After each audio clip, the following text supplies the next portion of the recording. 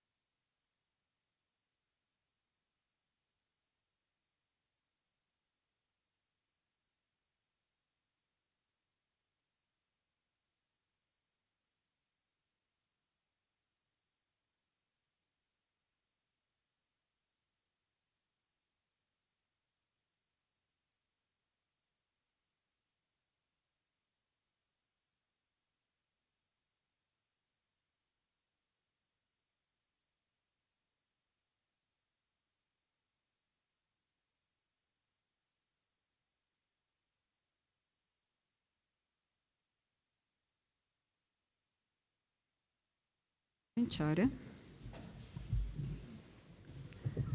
Stanno entrando, sì.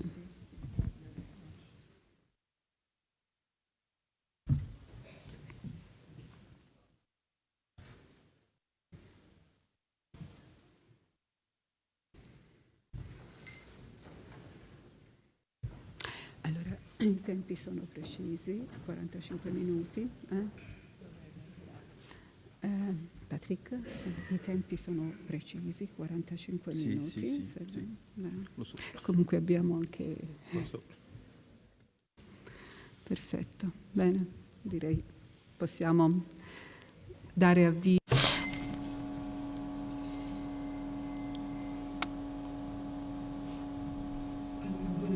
Good evening, everyone. We can start this afternoon session of today's lectures. The topics concerned literature, written culture, and language. We have the two first lectures, one from Antonella degli Innocenti, the first one, and then Professor Patrick Henriet, both on geography. Then there will be a break, and the last one by Professor Bottazzi for epigraphy. Let's start with Professor Antonella degli Innocenti, professor of the University of Trento, title Nunc Vere Monachi Estis, Ancient and New Forms of Sanctity in the Monastic Geography of the Italian Area. You have the floor. Thank you.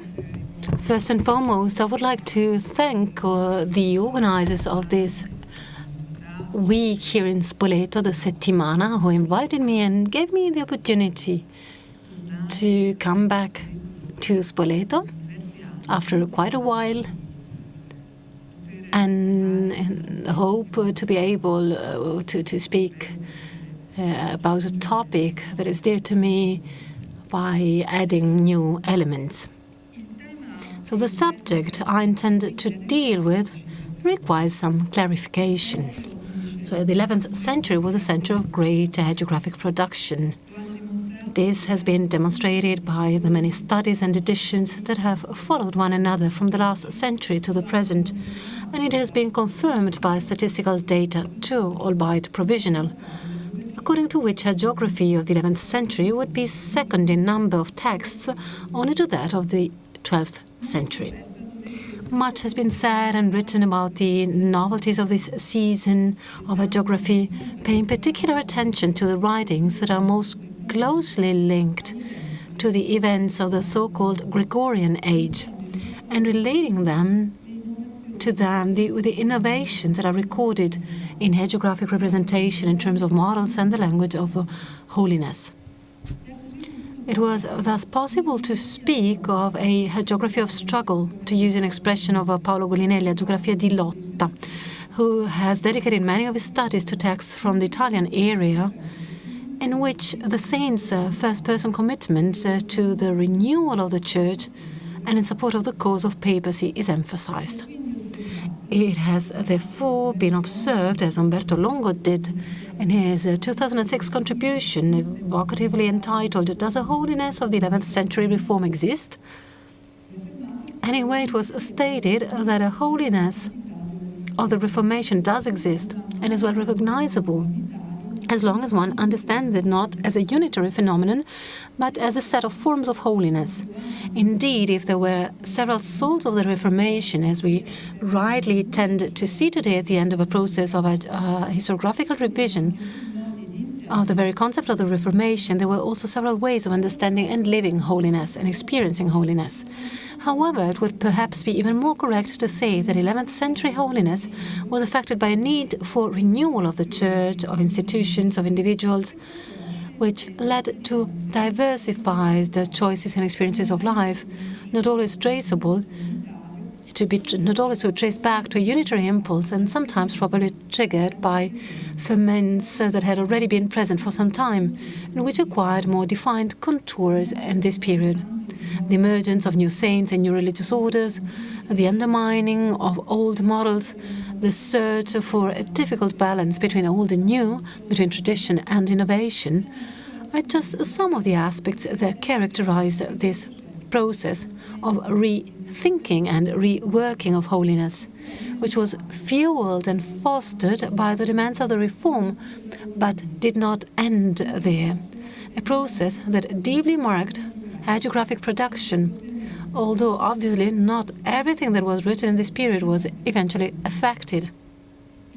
In this precise context, the monastic hagiography of the Italian area undoubtedly represented a melting pot of ideas, aspirations, and tensions, which I believe is definitely still worth dwelling on, despite the fact that many excellent studies have also examined it in recent years.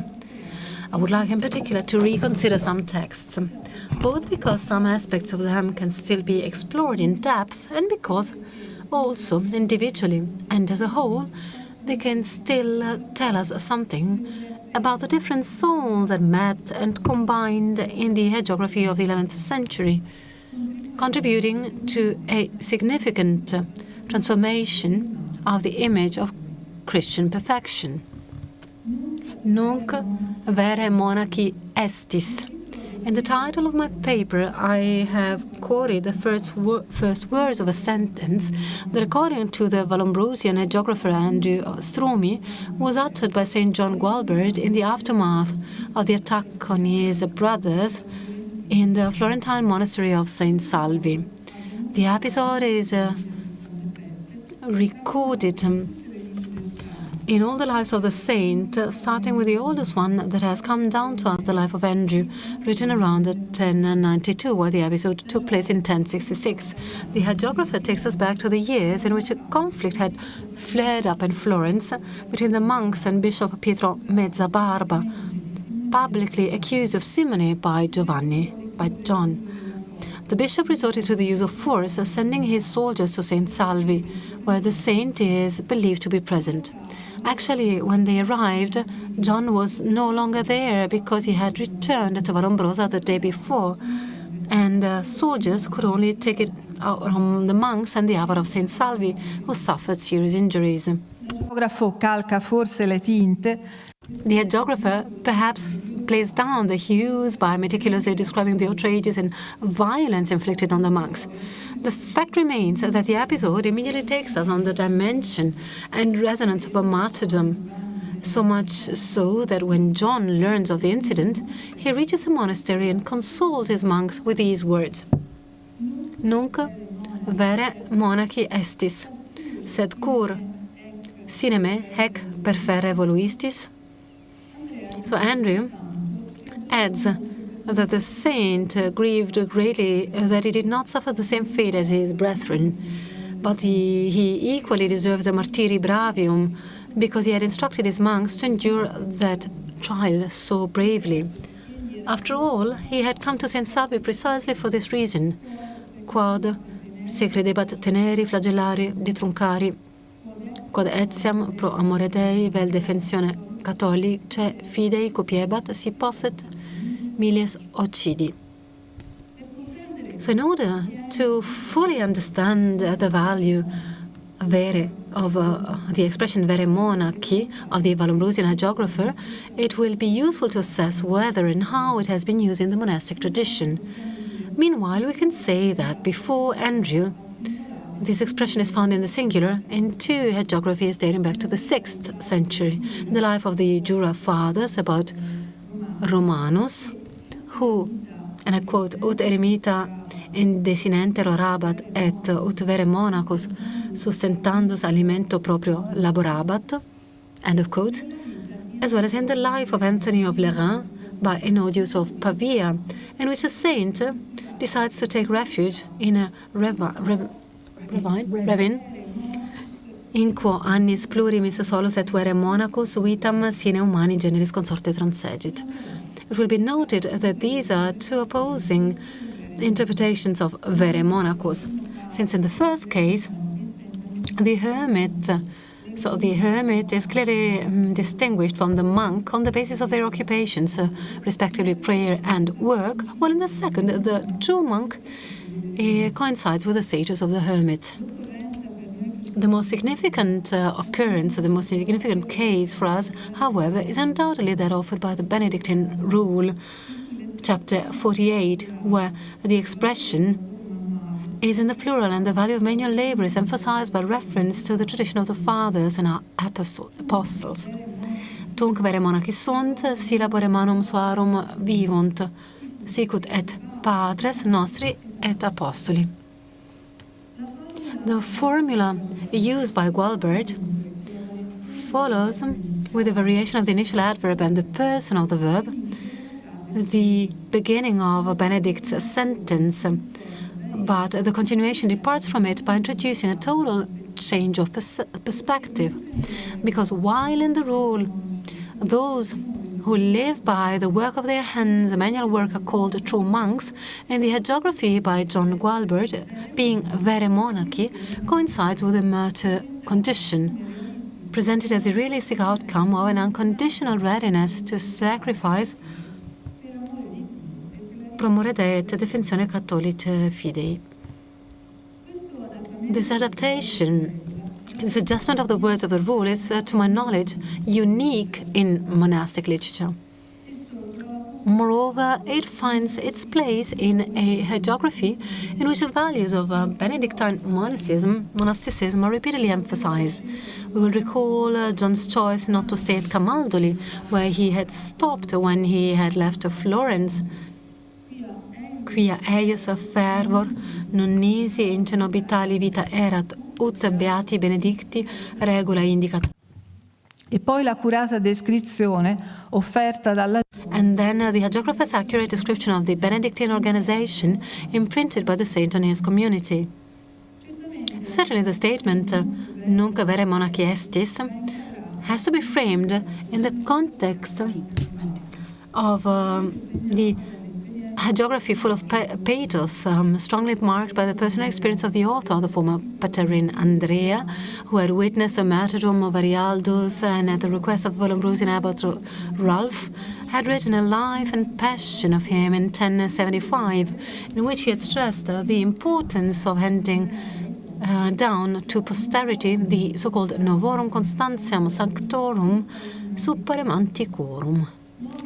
New saints for Andrew were the martyrs of the Pataria. A new saint for him was John Gualbert, who from the very beginning of monastic life had been able to oppose a simoniacal heresy to the point of denouncing his bishop. And these new saints were certainly equal to the ancient one in their constantia, that is, in the steadfastness with which they had faced the hardest trials.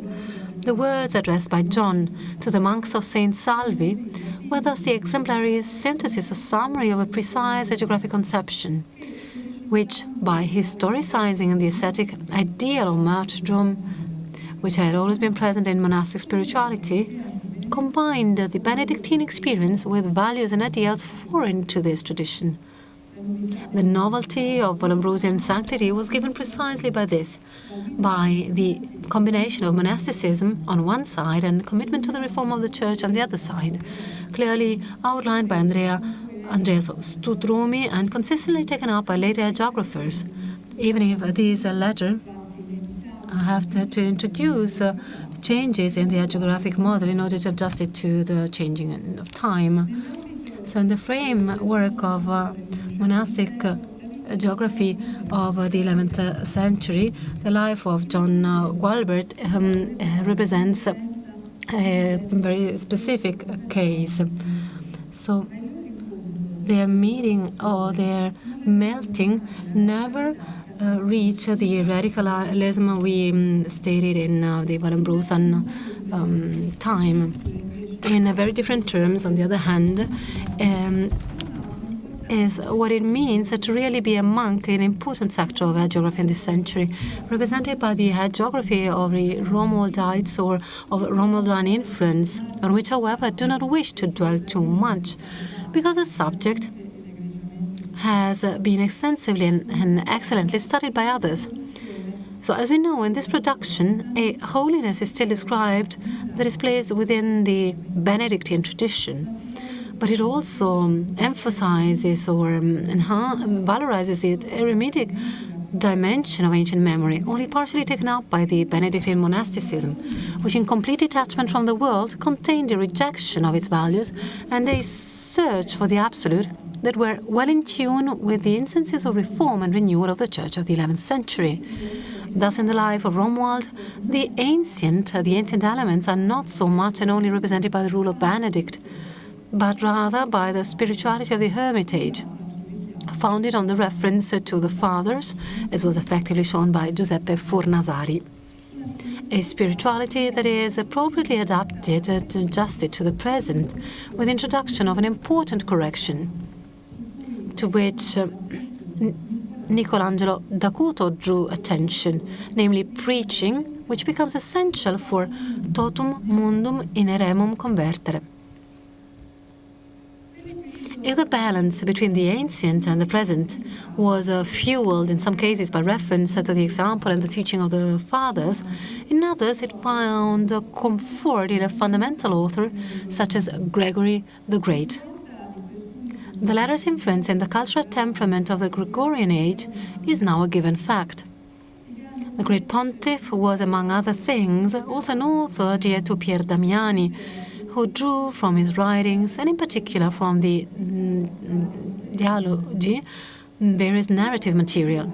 Now, it was precisely the dialogues that in the 11th century formed the basis of an unprecedented hagiographic operation of recovery and actualization, namely the writing, perhaps left unfinished, of the Dialogi de Miraculis Sancti Benedicti by Desiderius of Monte Cassino, the future Pope Victor III. The title by which the work is actually known is absent from the few manuscripts that have survived, would actually seem to date back to Peter the Deacon, who in his Liber Illustrium Virorum Archisteri Casinensis speaks of 4 books, De Miraculis, Que Abeato Benedicto, et a Monachis Casinensibus Gesta Sunt. Of the Dialogi or dialogues, which had already been attracting the attention of Reginald Grégoire, Paolo Garbini provided us in the year 2000 with a critical edition that improves on that of the Monumenta Germaniae Historica in several points, in the textual choices as well as the identification of the relationship with the source. The work has also been carefully analyzed by William Macready, who in some of his contributions had discussed various issues, such as the dating of the text and its articulation in 3 or 4 books. L'insieme di questi studi, All these studies, the number and the quality of the Gregorian imprests, the loans came to the surface, both in terms of form and content.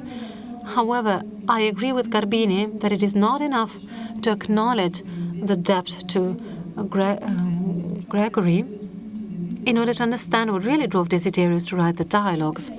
I would therefore start from the scholar's observation to propose or suggest some further considerations on this geography, one of the most important of the 11th century.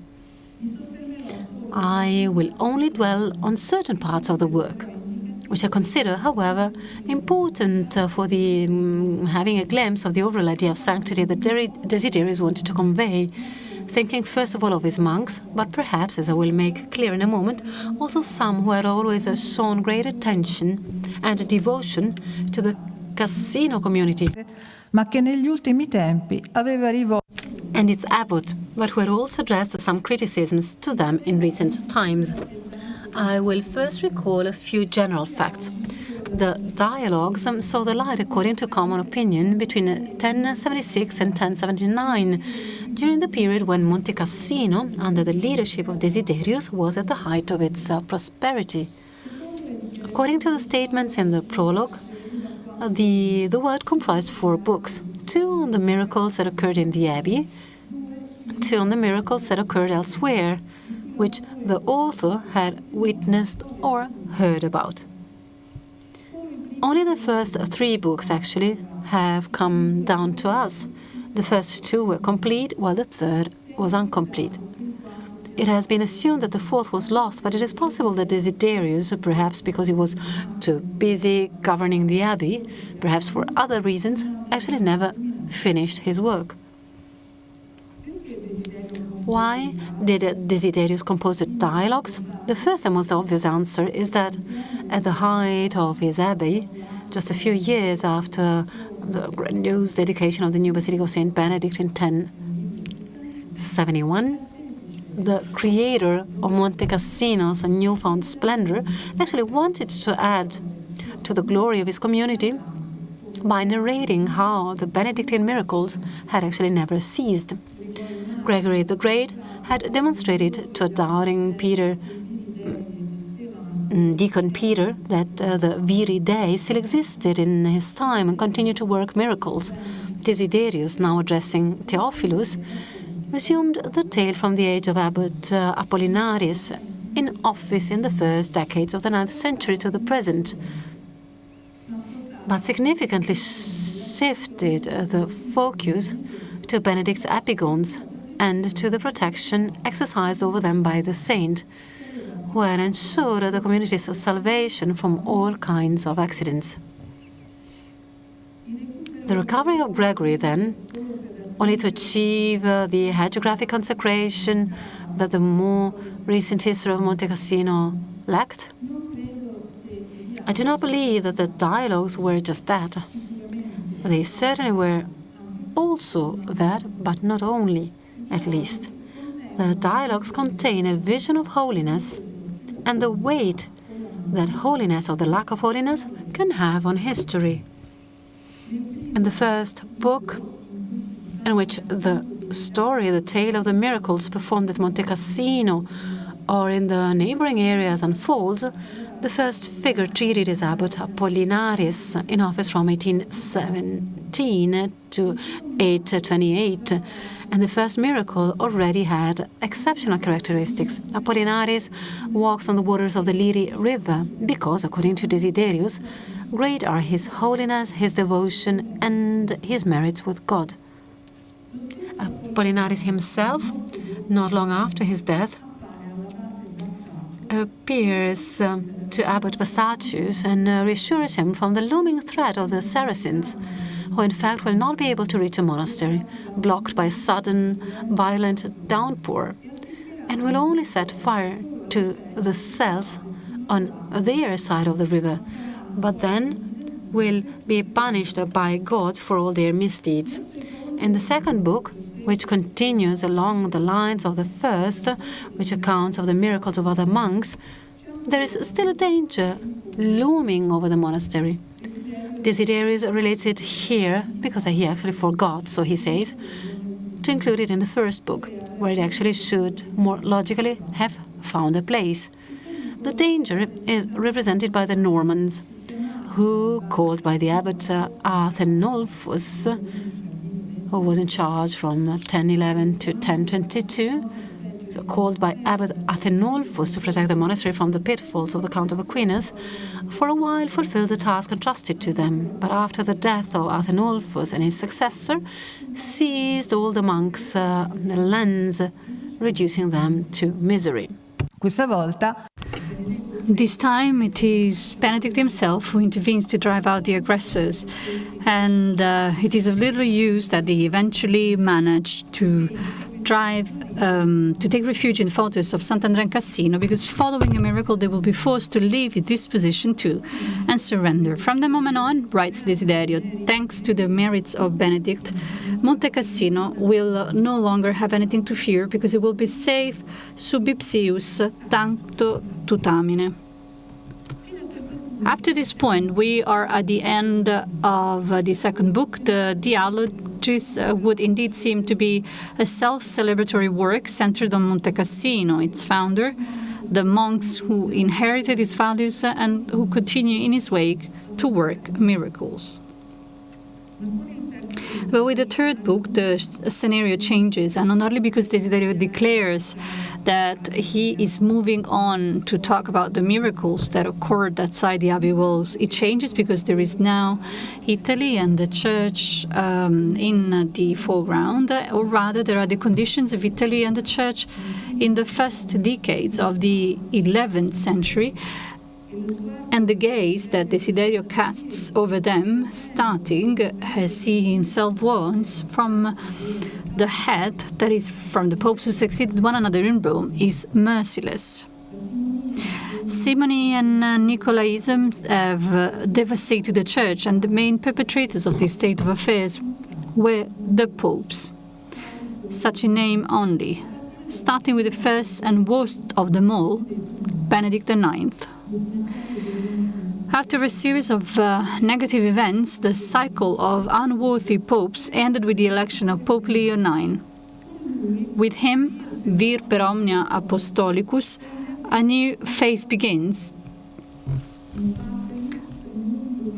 Novaque lux mundo visa est exoriri. A new light has arrived in the world. This is what the Cassinese abbot declares with conviction, who praises Leo's actions for the good of the Church and miracles, citing some episodes that seem most noteworthy to him. And it is certainly no coincidence that the first to be recalled by him is a miracle reported to him by Pope Gregory VII, who had been educated and ordained deacon by Leo, and that is typically Benedictine miracle inspired by Gregory's account in Dialogue 1 and 2, second book, first and second chapter, namely the recomposition by Pope Leo of a Poculum Lignum that had broken, and it fell as it broke. A miracle that is not bombastic, but particularly significant in this context, because it seems to allude to the Church sent into disrepair by incapable or negligent pontiffs and providentially restored by Leo. The miracles of Leo, narrated following this, two in life and two post-mortem, represent a further recognition and celebration of his reforming activity and holiness. With them, the part reserved for the pontiff closes, but the comment inserted by Desiderio at this point in the text establishes a precise line of continuity with what follows. And I quote the translation by Gabini, beginning of quote, "Every day we see that what the Lord says in the gospel is fulfilled. My Father always works, and I also work. And that the miracles of old are renewed in the new times." End of quote. The next episode still has at its center the struggle for the reform of the Church. It is in fact the denunciation of the Simoniac Pietro Mezzabarba by the Reverendissimus Abbas Giovanni Gualberto and his disciples, which concludes with the miracle of the trial by fire passed by Pietro Igneo, which sanctioned the guilt of the Florentine bishop and determines his deposition by Alexander II. A recent event took place on February the 13th, 1067, which must have considerable resonance. Desiderius states that the news has spread not only in the diocese of Florence, but throughout Tuscia and Rome. The event is reported by him, one would say, on the basis of oral news or unidentifiable written sources. It cannot be ruled out that he very freely reworked, also inserting further details, the story contained in the letter from the Florentine clergy to Alexander II, written the day after the trial by fire, which Desiderio may have known through one of the manuscript witnesses that must have circulated immediately after it was written. The miracle of Peter Igneus is followed by another episode on the same theme. The stated source of the story is Pope Gregory VII, and the subject is this time a simoniacal bishop whose guilt is publicly exposed by Gregory himself during a mission to France undertaken before he was elected Pope. This section of episodes related to the problem of church reform closes here. Desiderius now returns to talk about miracles of various kinds that occurred in places other than Monte Cassino. Antiqua novis temporibus miracula. This is how Desiderius defines the miracles narrated in the dialogues, referring in particular to those whose protagonists or authoritative witnesses are the reformists Leo IX, John Gualbert, Peter Igneus, and Gregory VII himself. The expression in which the echo of the Oratio of the Holy Saturday liturgy, quote in Latin, Deus cuius antiqua miracula in presenti quoque seculo coruscare sentimus, end of quote, can be heard and reproposes the Gregorian motif, Gregory the Great, of miracles that also occur in the present, showing how God never abandons his people. Desiderius' hagiographic intention is thus clarified. The dialogues are not only a demonstration of the ever-working holiness of Benedict and his disciple, but also proof that God saved the Church from ruin thanks to the new miracles of his saints. As Gregoire observed, the perspective of the third book is thus enriched with a fully ecclesial dimension, and this dimension, I might add, becomes an integral part of Desiderius' hagiographic proposal. Monasticism is always at the center of the horizon. It could not be otherwise. But the reform of the Church becomes a collective historical problem which must be tackled at every level, ab ipso capite ecclesiae, up to ad singula membra, to quote Desiderius' words at the beginning of Book 3rd. It will be noted that on the subject of reform, the dialogues show a clear consonance of ideals with Vallombrosian monasticism.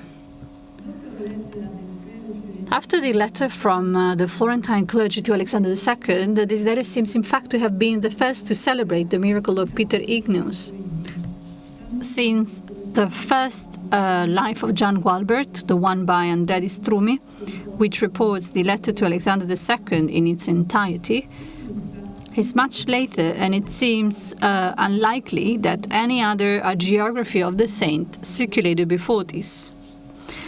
Among other things, in Book 3rd, Desiderio establishes a reforming axis between Leo IX, the Vallombrosians, and Gregory VII, which highlights the key role he attributed to the monks of John Gualbert. This would certainly not have pleased Pier Damiani, who, as we know, had not spared the Vallombrosians any criticism. Although bound by a deep feeling of friendship, the Avellonite and the Cassinists expressed two conceptions of monasticism and its functions within the Church that differed in many respects. It was no coincidence that Pier Damiani had written to Desiderius several times, reminding him not to neglect contemplation for action and reminding him and his monks the importance of the practice of the flagellation, which they abandoned after a period of application. Damiani's contemplative ascetical tendency had, moreover, become more pronounced in the last phase of his existence, as testified by his last hagiographic works, the lives of Rodolfo di Gubbio and Domenico Loricato. Certainly, Desiderio knew and respected his friends' inclinations and understood their full value, but he had also developed a different vision of monastic life. In the Dialogi, he proposed, as noted above, a series of figures, mainly Cenobites, but also hermits or Cenobite heretics, to whom he attributed respect for the rule, the practice of virtues, and thaumaturgic power, while he did not particularly dwell on their ascetic life. On the other hand, the problem of the reform of the Church was given great prominence as a historical problem with which monasticism also had to come to terms, as the Florentine events of John Gualbert had clearly shown. Although there are no derailment elements to think of a Desiderian counter-proposal to the Damian hagiographic proposal and its monastic conception, it seems to me that the very chronology of the writings of the two authors may offer some food for thought.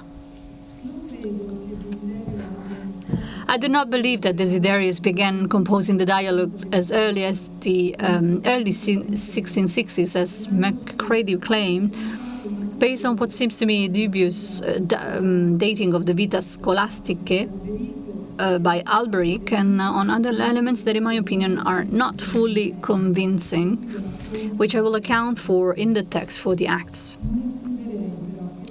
However, I would not exclude the possibility that Desiderius, probably accustomed to questioning Pier Damiani on various issues, including the subject of miracles, as evidenced by Damiani's own Epistle 102 in response to a question put to him by the abbot on a particular miraculous episode, may have thought of a work such as the Dialogue, even before the death of his authoritative friend. Not to oppose his ideas, but, this doesn't seem to me to be his purpose, but because he wanted to express a different point of view, which was close to his heart, and he wanted to express it through a narrative, through miracles, in which, on the one hand, he could find fertile ground for a comparison with his interlocutor, and on the other hand, he made an antithetical choice of field with respect to the hagiographer Damiani, who, as he stated in the lives of Romualdo and Dominic Loricato, preferred to deal more with the mirabilis vita of the saints than with their miracula. If one considers that Pier Damiani's Epistle 161, his pamphlet in praise of the flagellation addressed to the Cassinese monks, is dated 1069, and Epistle 109 containing the lives of Rudolf and Dominic would date back, according to the more recent dating proposed by D'Acunto and shared by Longo, to 1067, one could reasonably assume that Desiderius, stimulated by his friend's works, and also interested in proposing a writing on monastic edification, began composing the dialogues in the late 1060s, and in the late 1060s, early 1070s, and continued them for about a decade, using the material gradually collected without, however, concluding them. The dialogues as a historical memory of Benedictine monasticism, and at the same time a lucid reading of the present, represented a clear response to the urgings of the moment, to the internal ferments of the monastic world, which Pier Damiani's friendly but decisive reminders hinted at hinted at, as well as to the more general instances of church reform and support for the papacy. They were also part of a broader design to reconstruct not only the material but also the identity of the abbey, on which the long-standing dispute with Fleury over the possession of Benedict's relics. This design probably also included the composition of other geographic works. I'm thinking in particular of Alberic's life of Saint Scholastica, the very Alberic with whom the Theophilus of the dialogue can perhaps be identified, which, while adding nothing to the beautiful medallion of the saint left us by Gregory, contributed to renewing her memory. But I am also thinking of other compositions from Cassino gravitating in its orbit, which I will not mention here, and of that perfect synthesis of Benedictine holiness that is the magnificent Codex Benedictus. Today's Vatican Latin 1202, one of the most celebrated products of the Cassinese scriptorium at the time of Desiderius. As we have said, Pier Damiani and the Abbot of Monte Cassino were two different personalities and had different ways of understanding monasticism and its role in the world, which the climate of the central years of the 11th century and their personal experiences helped to bring out distinctly. Moreover, they expressed basic instances that were not, they had repeatedly confronted or clashed with each other in search of an ideal composition, and that resurfaced with new vigor in the monastic environments of this period, finding different solutions. From the complex hermetic and reforming choice of Romualdo, according to the life of by Pier Damiani, to the serene balance between hermitage and synoby of the Pomposian monastic model described in the lives of Abbot Guido, to the more dynamic relationship between the two dimensions in which the reforming commitment of the saint found a place in the lives of the Dominic of Sora. If there was a unifying element between the different experiences, it was represented by the missionary necessity, to use an expression of Claudio Leonardi, that is, by the acceptance of an apostolate, or, if nothing else, presence in history, which varied from case to case, but sometimes strongly influenced individual histories. It is worth recalling the emblematic case of Bonomio of Lucedio, monk, hermit, preacher, between the end of the 10th and the beginning of the 11th century, who, as Giovanni Tabacco has shown in one of his first unforgettable works, was not a disciple of Saint Romuald, as the Camaldolese Abbot Guido Grandi tried to make us believe, by inventing the false Vita Bononi of the monk Rodbertus. The first hagiography of the saint, probably written by a monk of Lucedio between 1026 and 1041-44, tends rather to evoke another model, that of Saint Jerome, mentioned several times in the first chapters of the text, since the protagonist, in search of greater perfection, decides to retire to the desert. Having gone to live in a hermitage near Babylon of Egypt, he, however, after leaving his monastery of St. Stephen in Bologna, he, however, only partially succeeds in realizing his desire for a solitary life, both because, enjoying the caliph's sympathies, he sets about rebuilding destroyed churches, founding a monastery, and preaching, constantly moving from one place to another. Both because he had to intervene with the Caliph himself to have the Christians who had fallen prisoner and been deported after the defeat of Otto II in the Battle of Capocolonna, prisoners among whom was Bishop Pietro Bercelli, freed and then assisted until their departure.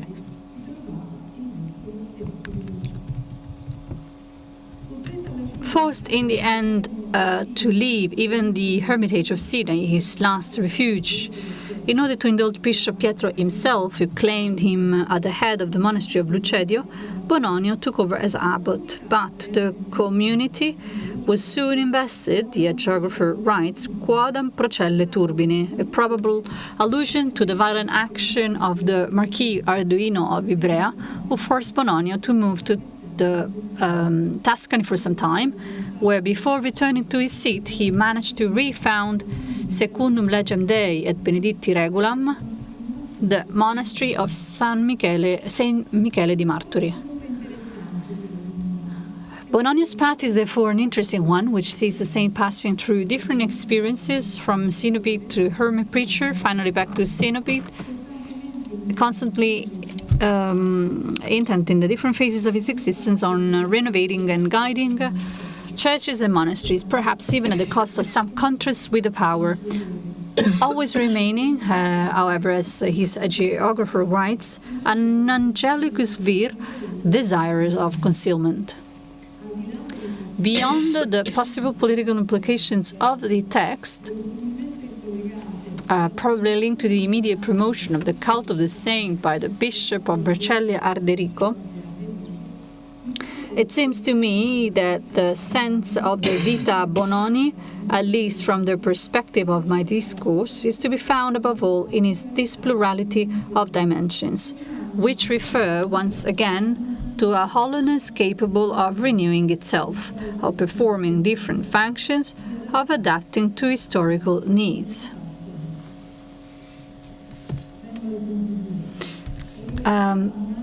The monastic hagiography of the 11th century certainly does not end with these dynamics. Nonetheless, it seems to me that the text I have discussed can be taken as significant, at least in relation to the Italian area, because in those texts one can grasp the signs of the cultural, spiritual, hagiographical change that took place in the 11th century. The demands of the reform undoubtedly contributed to speeding up the process and imprinting specific characteristics on hagiography, but the change had already begun in an earlier phase as a consequence of restlessness and ferment that had been running through the monastic world for some time, with different outcomes. If beyond the Alps the push came above all from Cluniac monasticism, in Italy the situation was more fluid due to the presence of different souls of monasticism who confronted each other more or less directly, proposing hagiographic solutions that reflected their ideals. Monasticism was thus able to renew itself and translate its own renewal into models of holiness, reusing and adapting ancient language and imagery to justify and support the change.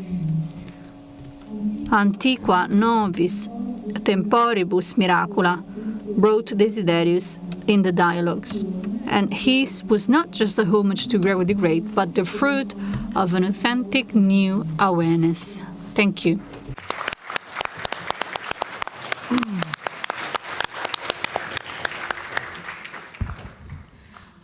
Grazie. Thank you. I would like to thank Antonella Innocenzi for this beautiful lecture concerning the different models of holiness and Italy during the 11th century. Let's move on to the second lecture. Professor Patrick Henriet by École Pratique aux Études, who will talk about bishops, hermits between tradition and reform, holiness at the 12th century. I would like to start by thanking organizers. It's a great honor to be here. And I would also apologize because I will speak in French. I provided an Italian text, and this is the reason why you will receive the interpretation into Italian, because I provided the Italian text. 1870, et je parlerai lentement. Au début des années 1870, dans son Nomenclator Literarius Theologiae Catholicae, Le jésuite Hugo Hurter, professeur de dogmatique à l'université d'Innsbruck, qualifiait de la façon suivante les vies du dernier quart du XIe siècle. Pour le reste, ces vies, si l'on en examine le contenu, sont plutôt dépouillées, écrites dans un style enflé et peu précis. Il leur manque aussi le jugement critique. Dans un long article sur les biographies spirituelles paru en 1937 dans le Dictionnaire de spiritualité, le chanoine Félix Vernet reprit ce jugement pour l'appliquer, dit-il, à un grand nombre de vies de saints du haut Moyen-Âge. Le regard que les historiens portent désormais sur la géographie médiévale est évidemment beaucoup plus complexe que celui de ces savants. Cependant, on ne saurait leur donner entièrement tort. Ce que nous appelons esprit critique, et qui est en grande partie un anachronisme lorsqu'on l'applique au Moyen-Âge, est en effet absent de la plupart de ces vités, même s'il serait exagéré de dire qu'il est inexistant. Le style des œuvres est souvent emphatique, parfois obscur, mais il correspondait à une attente et à un public. Quant au qualificatif utilisé par Hurter de yeyunus, maigre, j'avais traduit par dépouillé, il est malaisé de savoir à quoi il renvoie exactement, mais je crois, sans doute, au caractère parcimonieux des renseignements d'ordre historique donnés par ces vités. Cependant, il n'est plus possible aujourd'hui d'accepter ce jugement, non pas tellement, finalement, parce que ce qu'il nous dit de la géographie de cette époque serait entièrement faux, mais plutôt parce que bien des éléments présents dans les textes hagiographiques ne sont pas mentionnés. Or, si ces éléments sont souvent de peu d'intérêt dans une perspective étroitement positiviste, les historiens n'en ont pas moins fait leur miel depuis les années 60 du XXe siècle. Sans prétendre donc que les textes hagiographiques seraient exactement le contraire de ce qu'affirmait Hurter, nous pouvons maintenant mettre l'accent sur leur richesse. Alors, au XIe siècle déjà, on considérait que le genre hagiographique pouvait donner le meilleur comme le pire en fonction de son degré de véracité ou d'invention.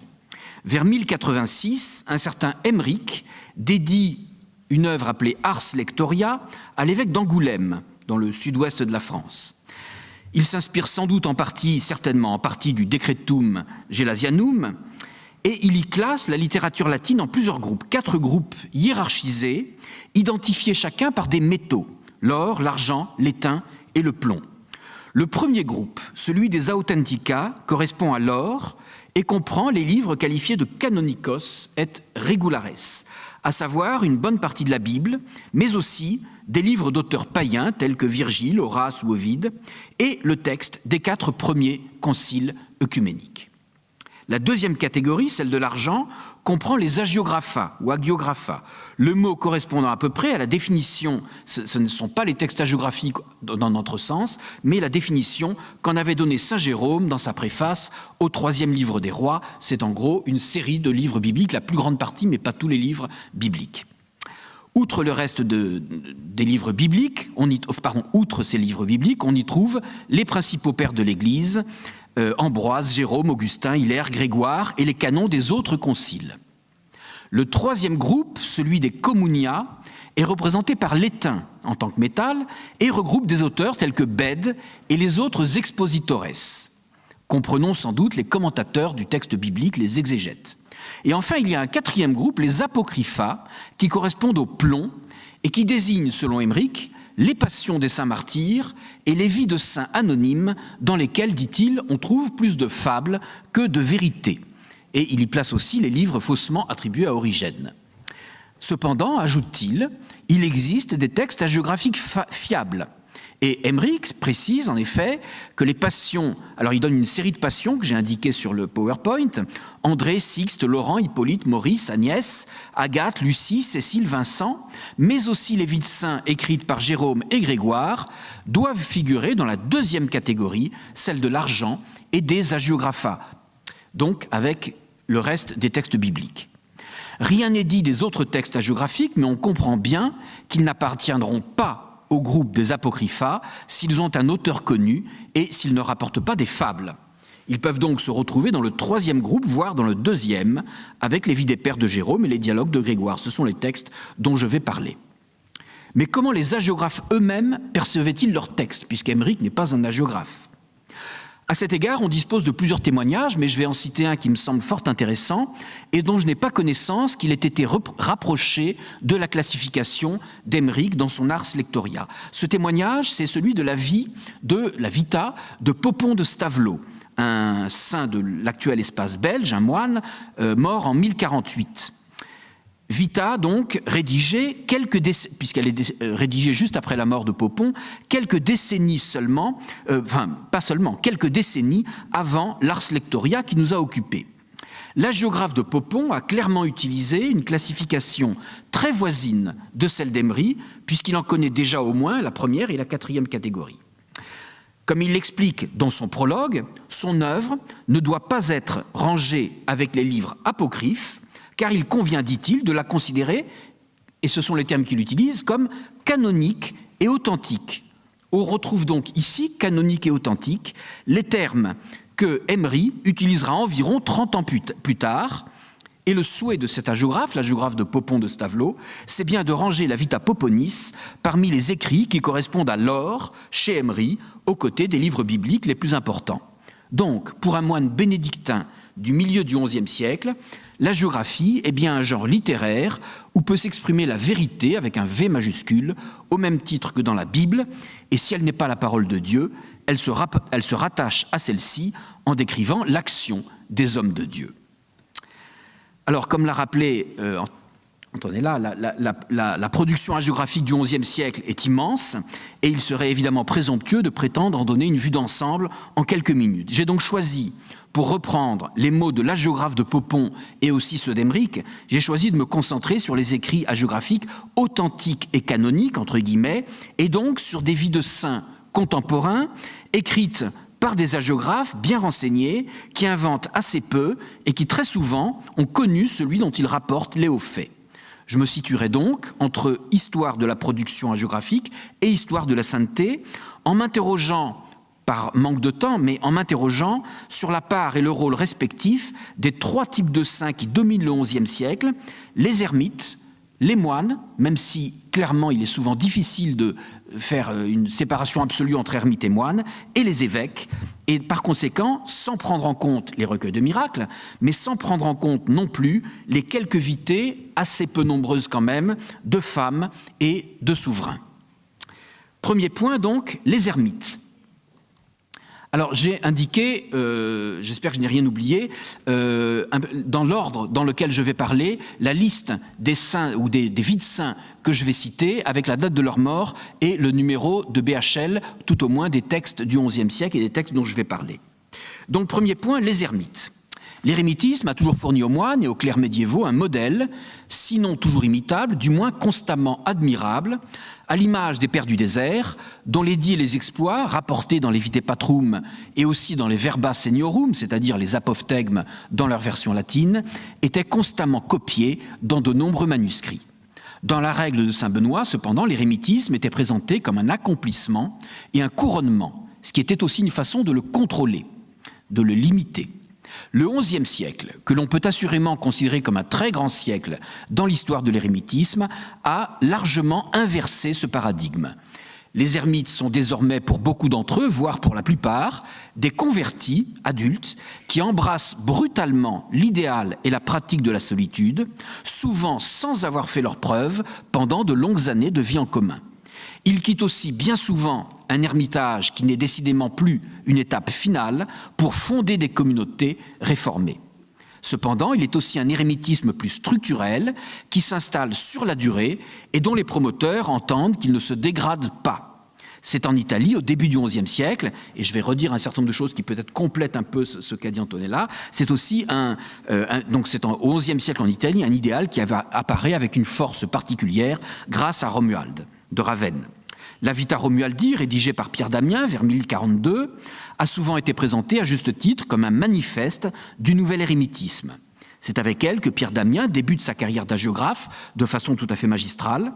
Et de fait, ce texte célèbre propose longuement le parcours d'un ermite itinérant, fondateur de communautés ascétiques, réformateur et opposé à toute idée de retour au monde.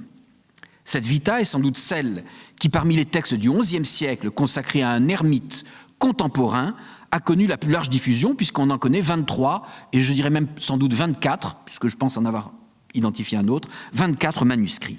Le fait qu'elle n'ait jamais été réécrite véritablement au Moyen-Âge est sans doute un indice de l'autorité dont elle jouit durant des siècles. Elle se caractérise d'abord par sa dimension autobiographique, un ermite, Pierre d'Amiens, écrivant ici la vie d'un autre ermite. Ce parallèle a cependant ses limites, car si Romuald est l'exemple paradigmatique d'un ascète qui ne quitte jamais durablement l'ermitage, Pierre d'Amiens, devenu cardinal, chargé de plusieurs légations, a dû se compromettre dans les affaires du siècle et du monde, au point de s'accuser un jour publiquement devant les moines de Cluny, en 1063, d'avoir été un sarabaïte et un gyrovague. Mais Romuald est un converti adulte, et c'est une caractéristique récurrente de cette sainteté nouvelle. Et Pierre l'est aussi. Alors là, je vais supprimer le paragraphe qui suit. Ho messo il paragrafo seguente. Je l'ai fait 2 ou 3 fois pour gagner un peu de temps, je le dis pour les traducteurs. Le deuxième texte hagiographique le plus célèbre, consacré par Pierre d'Amiens à un ermite qu'il considérait comme son maître, il le dit, concerne donc Dominique l'Encuirassé. Cette vita fait suite à celle d'un autre ermite de Fonteavellana, devenu évêque, Rodolphe de Gubbio. Pierre y décrit avec un grand luxe de détails des pratiques ascétiques qu'il n'a sans doute pas inventées lui-même, mais qui pour l'essentiel étaient nouvelles, puisque, entre autres arguments, elles n'apparaissent pas dans la Vita Romualdi. Il s'agit du port d'une cuirasse de fer, une lorica, et de l'autoflagellation. Les records de Dominique, qui rappellent sur le mode de la variation les exploits des pères du désert, sont célèbres et s'intègrent dans une mathématique de l'ascèse pénitentielle extrêmement précise qui établit une équivalence entre le nombre de coups et le nombre de psaumes récités. Pierre considérait Dominique comme un modèle pour les vivants, mais, c'est un point important, Pierre d'Amiens ne chercha en aucun cas à obliger ces derniers, les vivants, à reproduire les performances athlétiques de son moine bardé de fer. La discrétio est donc, même si on a du mal à le comprendre aujourd'hui, mais la discrétio est donc présente au cœur de l'œuvre hagiographique du plus fervent défenseur de l'ascèse corporelle au XIe siècle, Pierre d'Amiens. Les autres thèmes qui dominent aussi bien la Vita Romualdi que les autres écrits hagiographiques de Pierre d'Amiens sont l'exaltation de la solitude, la nécessité de réformer l'Église, la tension entre la vie active et la vie contemplative, la richesse de la vie intérieure, dans un embrasement de piété, un incendie de piété qui trouve, je crois, vraiment son origine chez Grégoire le Grand, et enfin, ce que l'on pourrait appeler une obsession de la pénitence quotidienne et même de tout instant. Il serait peut-être un peu exagéré, mais pourtant pas totalement faux, de considérer l'hagiographie des missions et du martyre, qui donne quelques textes importants autour de l'an 1000, comme une excroissance de cette hagiographie érémitique. Les 2 gros dossiers sont ici celui d'Adalbert, avec une première passion rédigée à Rome juste avant l'an 1000 par Jean Canaparius, et une seconde passion due à Bruno de Kerfurt quelques années plus tard, puis quelques années encore après, par le même Bruno, une vie des 5 frères. Alors, il est vrai que le parcours d'Adalbert est plus monastique qu'érémitique, et j'ai dit qu'il était souvent difficile d'établir une frontière absolue, bien sûr, mais Adalbert mène un moment une vie solitaire et errante, et surtout, Bruno de Kerfurt, qui avait pris le nom de Boniface, était lui-même un des clercs de l'entourage d'Othon III, qui avait rencontré Romuald. Pierre d'Amiens consacre d'ailleurs un chapitre de la Vita Romualdi au martyr de Bruno Boniface, et il y rappelle que Romuald avait lui-même été tenté par la mission orientale avant d'y renoncer. Quant à Bruno, il avait été à l'école de Romuald. Avant même d'être lui-même martyrisé, je parle de Bruno de Kerfurt, avant même d'être lui-même martyrisé, Bruno eut le temps d'écrire non seulement la Passio d'Adalbert, mais aussi et peut-être surtout la vie des 5 frères, un très beau texte hagiographique consacré aux martyrs en 1003 de 2 disciples de Romuald, Benoît et Jean, avec 3 compagnons. Cette Passio commence par plusieurs chapitres irremplaçables sur Romuald qui précèdent le texte de Pierre d'Amiens d'environ 35 ans et qui sont écrits du vivant de celui que Bruno appelle le père, expression très importante, le père des ermites raisonnables. Expression donc remarquable qui renvoie à une perception, je crois, très occidentale d'un érémitisme nécessairement encadré désormais dans un système normatif et régulier. L'ermite raisonnable, c'est l'ermite qui suit une règle conformément à une conception de la raison, de la ratio, que l'on trouve déjà chez Benoît d'Aniane, donc au IXe siècle, au début du IXe siècle. En 1009, au maximum 3 ou 4 ans après avoir écrit cette œuvre, Bruno fut lui-même mis à mort aux confins de la Russie et de la Lituanie. Comme l'a remarqué Walter Berchin, si l'on changeait les noms propres dans la biographie d'Adalbert par Bruno, on pourrait presque avoir la sienne, c'est-à-dire avoir la biographie de Bruno. Il n'y a peut-être qu'un autre exemple de cette identification, comparable en tout cas de cette identification entre l'hagiographe, futur martyr, et son sujet au Moyen-Âge, c'est l'exemple d'Euloge et des martyrs de Cordoue au milieu du IXe siècle. Euloge ayant été martyrisé juste après avoir raconté la vie des martyrs de Cordoue. On voit bien en définitive que l'érémitisme de type romualdin et le martyr dans le cadre de la mission orientale étaient très étroitement liés. Alors il existe d'autres vies d'ermites écrites dans la première moitié du XIe siècle. Elles illustrent chacune à sa façon l'importance de l'idéal anachorétique, mais aussi pèlerin, dans l'Europe de cette époque. Sur le territoire de l'actuelle Slovaquie, mais dans le royaume de Hongrie, on a Zoérard ou André et son disciple Benoît, dont la vie est rapportée par l'évêque de Pêche au milieu des années 1060. Il s'agit du premier texte hagiographique considéré comme hongrois. En Italie, il faut citer le dossier de Bononius de Bologne, mort en 1026, dont a parlé Antonella degli Innocenti, qui séjourna à Babylone, un faubourg du Caire, où la vita, les textes relatifs à Guy de Pomposa, monastère, où avait séjourné Pierre d'Amiens et où il avait écrit tout, ou en tout cas une bonne partie, de la Vita Romualdi. Une place doit être faite également, je saute quelques lignes, une place doit être faite également, aux alentours de l'an 1000, à ces ermites d'origine orientale qui se sont installés en Occident et dont le choix de vie, aux yeux d'un Bruno de Kerfurt, ne serait peut-être pas toujours apparu comme parfaitement raisonnable. Je cite le terme raisonnable. Il faut citer ici l'Arménien Siméon, qui était installé à Polyrone, près de Mantoue, un autre Arménien, Davine, qui mourut à Lucca, alors qu'il se rendait lui aussi, comme Siméon, à Compostelle. Macaire, qui s'installa à Gand et qui mourut en 1022, lui furent consacrés 2 vités. Siméon de Trèves, qui se retira près de la Porte Noire de Trèves pour y vivre en reclus et qui mourut de la peste en 1035.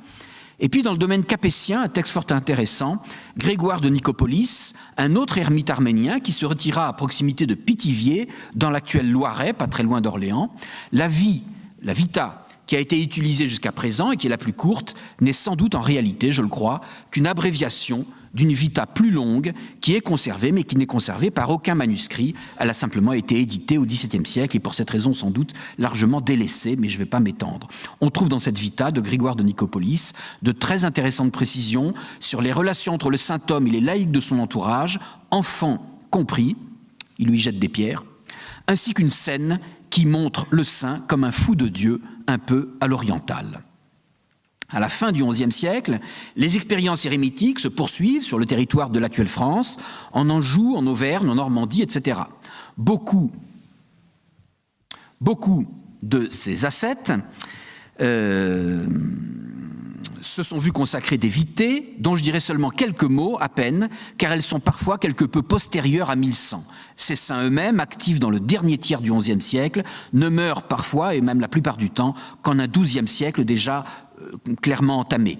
Ce sont les membres de ce groupe un peu disparate que Johannes von Walter qualifia à la fin du XIXe siècle de Wanderprediger. Parmi les plus importants, Robert d'Arbrissel, on les a sur l'écran, Robert d'Arbrissel, Bernard de Tiron, Vital de Savigny, Géraud de Salles. Je vais donc me contenter ici de mettre l'accent sur un passage qui me semble particulièrement intéressant, un passage de Marbotte de Rennes qui résume admirablement l'évolution, la nouvelle évolution de l'idéal érémitique après une première évolution romualdine. L'érémitisme de type romualdin mettait l'accent sur un retrait normalement définitif du monde, avec l'adoption d'un mode de vie qui n'était généralement pas totalement érémitique, mais plutôt semi-cénobitique et semi-anachorétique. Les Wanderprediger et les ermites de la seconde moitié du siècle, en particulier dans les régions que j'ai décrites, ont assurément en commun avec ce modèle l'idéal de retrait du monde. Cependant, dans sa dimension purement érémitique, celui-ci, cet idéal, correspond plutôt à une période de rupture limitée dans le temps. Cette rupture permet très souvent de s'éloigner d'une précédente communauté jugée trop traditionnelle ou trop relâchée. Elle est suivie par la recherche d'un mode de vie idéal et d'une fondation qui permettra de canaliser les pulsions réformatrices. Désormais, l'érémitisme est plutôt une étape qu'un état définitif. C'est dans cette optique sans doute qu'il faut comprendre un remarquable passage de la vie de Robert de la Chaise-Dieu, mort en 1067, écrite par Marbode de Rennes, mort quant à lui en 1123, mais le texte est largement antérieur à sa mort. Ces quelques lignes se trouvent dans le livre 2 de la Vita. Marbode, qui utilise une vita antérieure perdue, répond aux adversaires de son héros et à leurs arguments dans une sorte de petit traité polémique assez étranger au genre hagiographique pour que les bollandistes l'aient supprimé dans leur édition, mais on peut lire aujourd'hui ce passage grâce à l'édition d'Antonella Denino Santi, ici présente. Et voici ce que disaient les adversaires de Robert, selon Marbode. Ce nouveau saint bouleverse notre ancien ordre de sainteté, antiquum nobis pervertit ordinem sanctitatis. Car tandis que tous les autres, qui élèvent fidèlement et avec amour leur espérance vers le ciel, se préparent dans leur cœur à une ascension et aspirent toujours à aller vers le haut depuis le bas, lui seul, alors qu'il avait initialement posé le pied sur les sommets, a ensuite glissé peu à peu vers le bas. Il avait pris l'habitude de surplomber les nuages depuis une grande hauteur, loin du tumulte et des occupations terrestres, pour contempler, avec toute la force de son esprit, la tranquillité des choses célestes. Et voici qu'il est retombé peu à peu vers le travail matériel, vers les affaires humaines, et finalement vers les travaux de maçonnerie. Il avait commencé comme une amphore, il a terminé comme une cruche. Dans une réponse qui reprend peut-être celle de son prédécesseur, voire de Robert lui-même, et que je n'ai pas le temps de détailler, mais Marbode insiste pour défendre son héros, il insiste sur la complémentarité entre vie active et vie contemplative, un thème qui revient sans cesse dans les écrits spirituels du XIIe siècle. Il me semble que l'on peut voir dans ce passage très riche une sorte de condensé de ce que l'hagiographe lui-même appelle un nouvel ordre de sainteté. Puisque les ermites et les grands contemplatifs ne restent plus au désert, mais reviennent dans le monde pour le réformer, puisque dans un souci d'humilité et de retour aux pratiques de l'Église primitive, ils valorisent le travail manuel, certains considèrent qu'ils déchoient. Mais ceux-là sont eux-mêmes les représentants d'un ancien ordre de sainteté.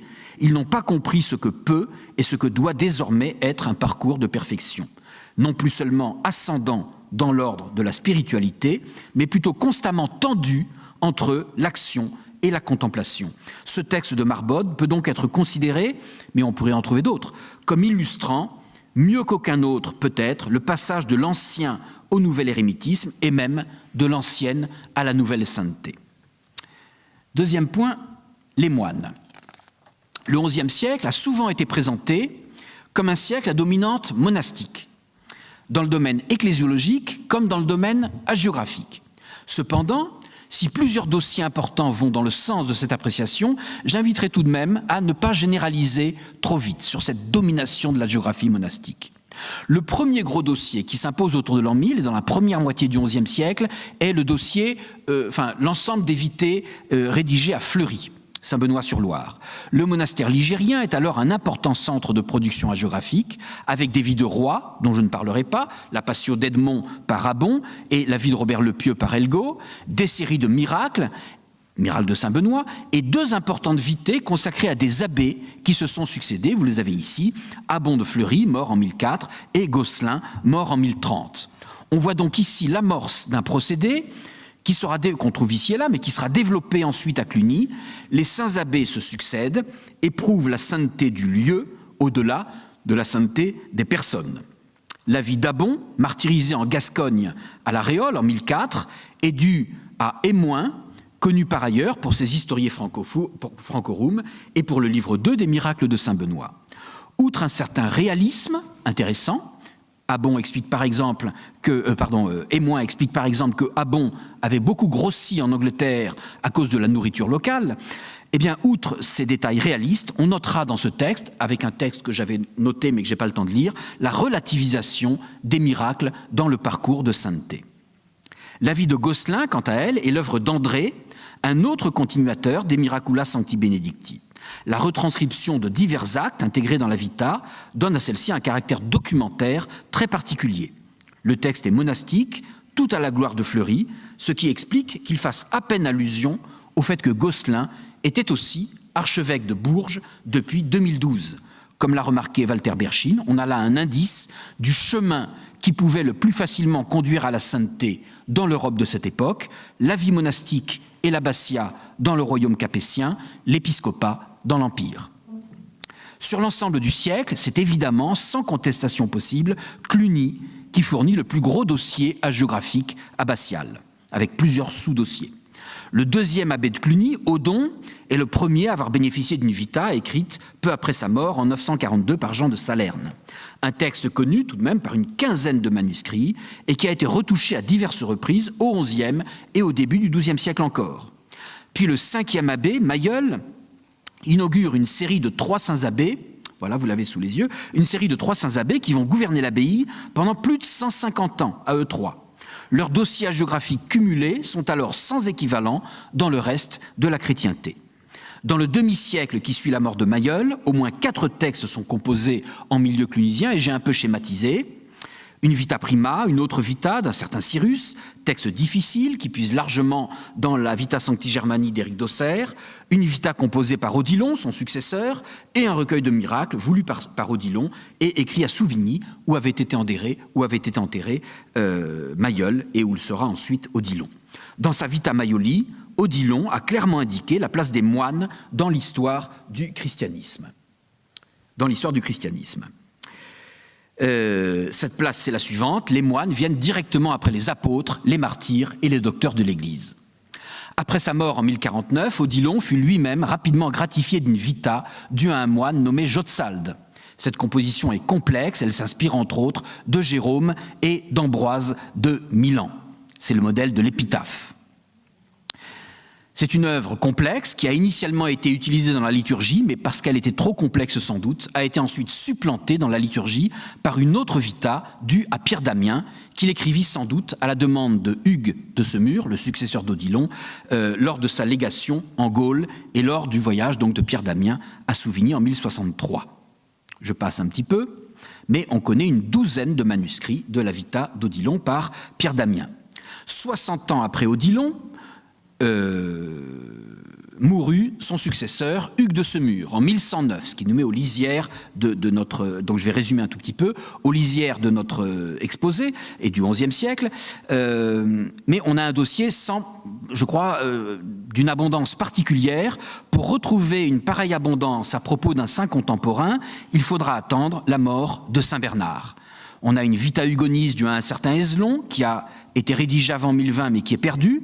Je signalerai quand même que cet Ézelon était certainement, même c'est certain, était d'origine liégeoise, et il faut noter, sans en tirer de conclusions précipitées, qu'on a récemment trouvé la trace d'un hagiographe, moine de Cluny, sans doute d'origine liégeoise, actif exactement à cette époque et qui a été actif en Aragon dans les années 1080. S'agit-il du même ? Je n'irai pas jusque-là. À partir de 1120, une vita due à Gilon, une autre écrite par le grand poète dont il a déjà été question, bien sûr, dans la communication de Wim Verbal de Hildebert de Lavardin, une autre vita composée par Reynaud de Vézelay, le neveu du saint, une vita et epistola attribuée à Hugues de Gournay, une vita et miracula anonyme, et enfin des miracula anonymes qui sont en réalité intermédiaires entre vita et miracula. C'est énorme. Peut-on parler d'un dossier vraiment très conséquent? Peut-on parler d'une spécificité hagiographique clunisienne? Incontestablement en ce qui concerne le nombre des textes et la constance dans l'écriture et la réécriture hagiographique. Celle-ci cesse pratiquement après le dossier de Hugues, à l'exception d'une courte vita consacrée à Pierre le Vénérable. En ce qui concerne les thèmes abordés, ces textes nous plongent au cœur de la spiritualité monastique du Moyen-Âge central, avec une volonté d'exalter Cluny, que Gilon, un des hagiographes d'Hugues, compare à une arche de Noé flottant dans le monde, et un fort accent mis sur l'importance et l'efficacité de la liturgie. Les autres dossiers hagiographiques abbatiaux font pâle figure à côté de l'édifice mémoriel clunisien. Il existe évidemment d'autres vités de moines et d'abbés qui sont souvent présentés comme des réformateurs. Je ne peux faire ici allusion qu'à quelques textes. Encore faut-il préciser que ces œuvres n'ont parfois eu qu'une diffusion fort limitée. C'est le cas, par exemple, d'un texte assez connu, La vie de Guillaume de Volpiano, dû à Raoul Glaber, dont cependant on ne conserve qu'un seul témoin médiéval. L'intérêt de ce texte est donc, comme c'est souvent le cas en hagiographie, inversement proportionnel à son rayonnement. On y apprend, entre autres, que Guillaume de Volpiano, donc, avait inventé pour les frères illettrés une prière Domine Jesu, Rex Pie, Rex Clemens, Pie Deus, suivie de la demande Miserere. Et lorsque les frères illettrés disaient cette prière 150 fois, cela équivalait pour eux à un psautier, donc une sorte de version très très abrégée du psautier. On retrouve de belles vités abbatiales, sinon partout, du moins dans de nombreuses régions. Je citerai le complexe dossier de Dominique de Sora, en Italie centrale et méridionale, pas moins de 4 vités, le dossier des 4 premiers abbés de Cava dei Tirreni, qui a un peu l'allure de Gesta Episcoporum, le dossier de Benoît de Chiuse, dont l'auteur, moine médecin, là je le dis pour Daniel Jacquard, dont l'auteur, l'agiographe, est un moine médecin qui explique que les guérisons peuvent être obtenues par la médecine et par les herbes, aussi bien que par les miracles. Il faut citer aussi en Espagne une très belle vita abbatiale consacrée en Castille au début du XIIe siècle à Dominique de Silos, Domingo de Silos, mort en 1073, dans un contexte de renouvellement complet de la géographie traditionnelle par des clercs qui viennent d'outre-Pyrénées, qui viennent du nord des Pyrénées. C'est la première grande vita abbatiale. J'ai écrit depuis l'époque visigothique, mais il n'y a pas vraiment de grande vita abbatiale non plus à l'époque visigothique. C'est vraiment un modèle importé d'outre-Pyrénées. L'Empire a aussi produit quelques intéressantes vies abbatiales, même si elles sont en petit nombre. La plus étonnante est sans doute celle de Thierry de Lerne, abbé de Saint-Hubert dans le diocèse de Liège, mort en 1087. Excusez-moi, j'ai pris un peu de retard. Donc, la vie de Thierry de Lerne. Avant la naissance du futur saint, nous dit son hagiographe, la mère de Thierry rêve qu'elle célèbre la messe en habit de prêtre, ut sacerdoce. C'est la prémonition de ce que sera son fils, moine prêtre, qui sauvera de nombreux chrétiens. On peut également mentionner la vita du très grégorien Guillaume d'Hirsau, qui donne à manger aux oiseaux pendant l'hiver, celle d'Ulrich de Zell, auteur d'un célèbre livre de coutumes clunisiennes, ou celle de Wolfhelm de Brauweiler, un partisan d'Henri IV, qui fut la cible du grégorien Manegold de Lautenbach, mais dont l'hagiographe tait les positions politiques. La sainteté était clairement ailleurs. Enfin, dans certaines régions hors même de l'Empire, la sainteté monastique n'a alors que très peu de poids, comme c'est le cas en Angleterre.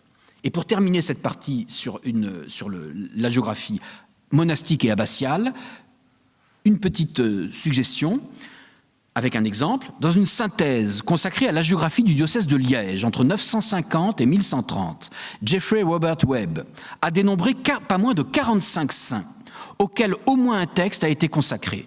Le seul abbé réellement moderne dans cette liste, c'est Thierry de Lerne, dont je viens de parler.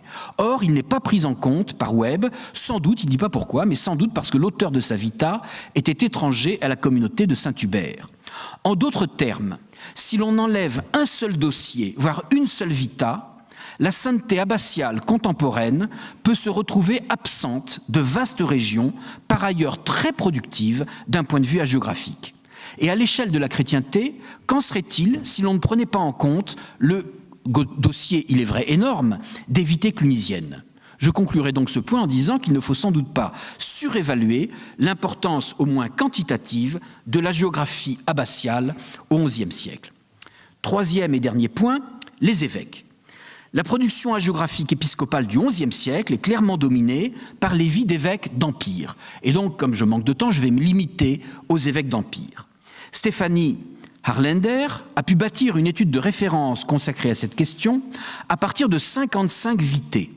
Les saints évêques sont nombreux, les réécritures de textes aussi, et la qualité littéraire est souvent présente. Et pourtant, ces œuvres sont peu utilisées en dehors du monde germanique ou du monde anciennement impérial, comme le nord-est de la France ou la Belgique. Un peu comme si la réforme dite grégorienne avait en partie occulté cette hagiographie, ou comme si elle l'avait emprisonnée dans un espace que l'on considérerait comme un espace à part. Cette hagiographie particulière, née au Xe siècle, avec la Vita Brunonis que Roetger, l'hagiographe, consacre donc au frère cadet d'Othon Ier, archevêque de Cologne et figure paradigmatique du prélat impérial. Une expression résume parfaitement les choses. Brunon était rei publicae procreatus, il était né pour la chose publique. Ce Brunon était évidemment un fidèle soutien de l'empereur, Rödger expliquant que le fait d'assumer un certain nombre de tâches de gouvernement n'avait rien d'incompatible avec l'exercice de la fonction épiscopale. Pour la période centrale du Moyen-Âge, celle qui nous occupe aujourd'hui, le dossier épiscopal impérial le plus important est certainement celui d'Ulrich d'Augsbourg, canonisé en 993. Le chanoine Gerhard compose d'abord une vita structurée alphabétiquement, un texte ambitieux qui regorge d'apax et aussi de germanisme. Peu après la canonisation, en 993, son successeur Gebhard, à ne pas confondre donc avec Gerhard, maintenant c'est Gebhard, écrit une nouvelle vita qui prétend simplifier celle de son prédécesseur et qui omet en particulier des noms propres et puis des événements politiques. Et puis entre 1019 et 1031, l'abbé de Reichenau, Bernon, écrit une troisième vita à la demande de l'abbé de Saint-Afra, où est inhumé Ulrich. Il prétend écrire dans un style médian et dit s'inspirer de la Sainte Écriture et des exempla antiquorum patrum, expression qui recouvre une volonté systématique de placer l'action d'Ulrich dans une perspective typologique, avec des modèles. Cette vita, sur laquelle j'ai un tout petit peu insisté, mais je n'ai pas plus de temps, s'est imposé comme un texte à succès avec plus de 60 manuscrits connus, ce qui en fait sans doute, en réalité, le texte le plus lu de tous ceux dont il est ici question. Au même titre, et plus que Brunon de Cologne, Ulrich d'Augsbourg a donc joué le rôle de saint de référence pour la géographie épiscopale ottonienne et salienne. Au premier rang des valeurs cultivées par les évêques impériaux se trouve la proximité avec le souverain. Cependant, celle-ci ne doit pas être nécessairement perçue comme le signe d'un rabaissement de la fonction épiscopale et sacerdotale. Plusieurs épisodes de la vie d'Ulrich, dans la Vita 1, permettent d'illustrer ce point. Par manque de temps, je n'en citerai qu'un, anecdotique mais très intéressant.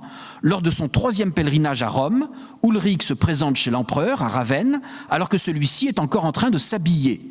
Pour ne pas faire attendre le saint prélat, Othon II accourt alors vers lui avec une seule chaussure à son pied. On voit bien que le discours tenu ici ne fait pas de l'évêque un simple fidèle du souverain.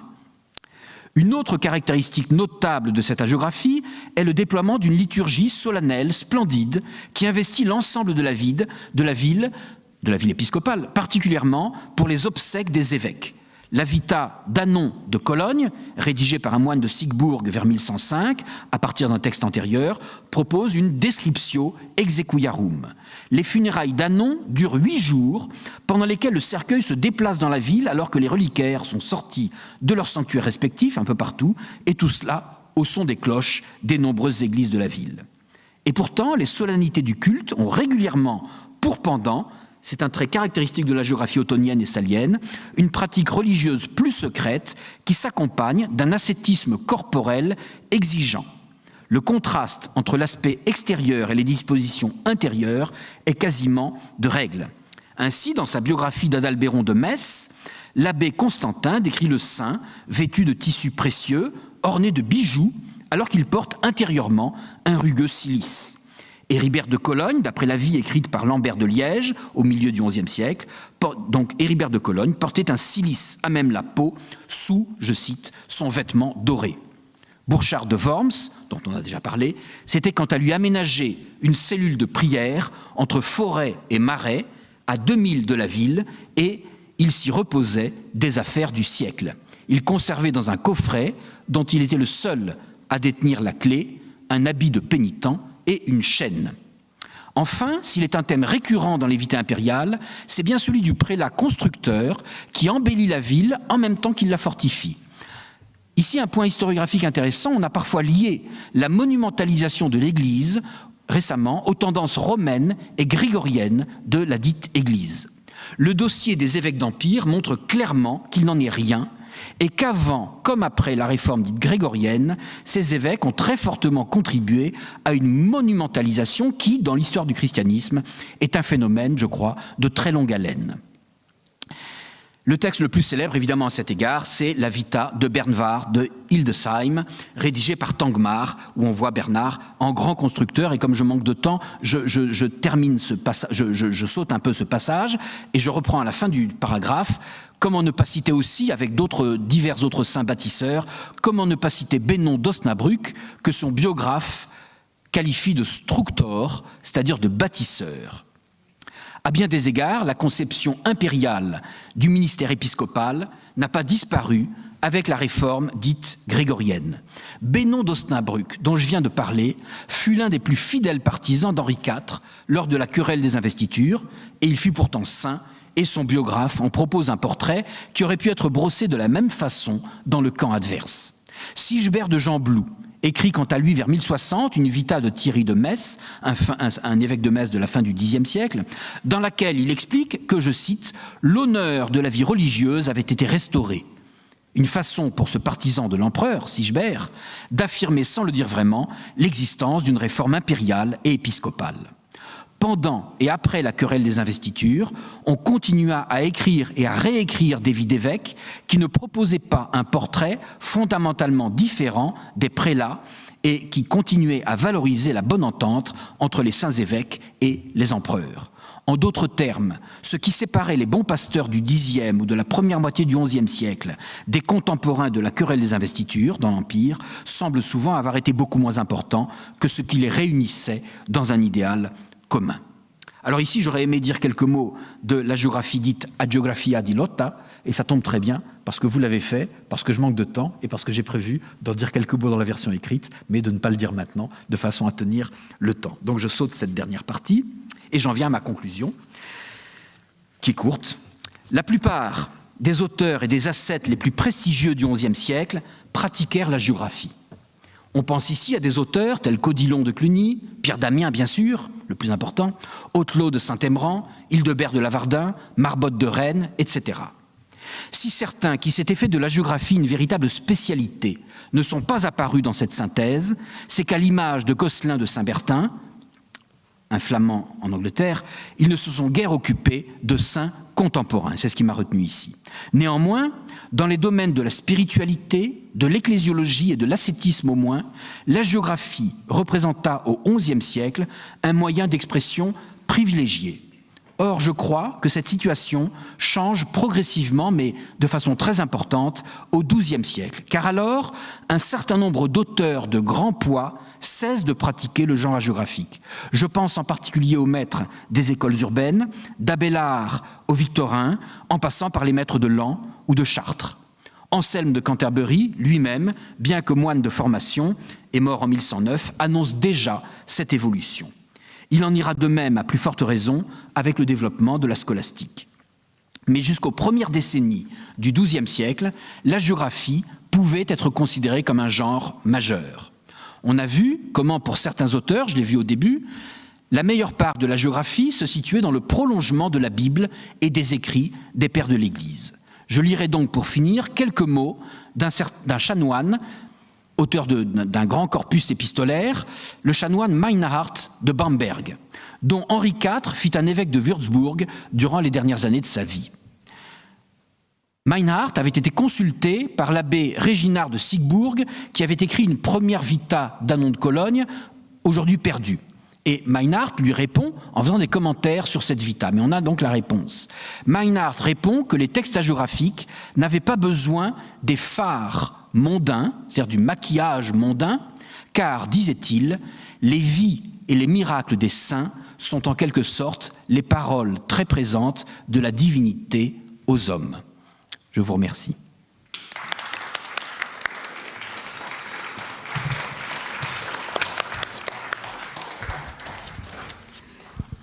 Allora, ringraziamo. So I would like to thank Patrick Henriet for this interesting lecture that helped us understand the wide-ranging topic of holiness in the 11th century between shifting models shifting towards cities.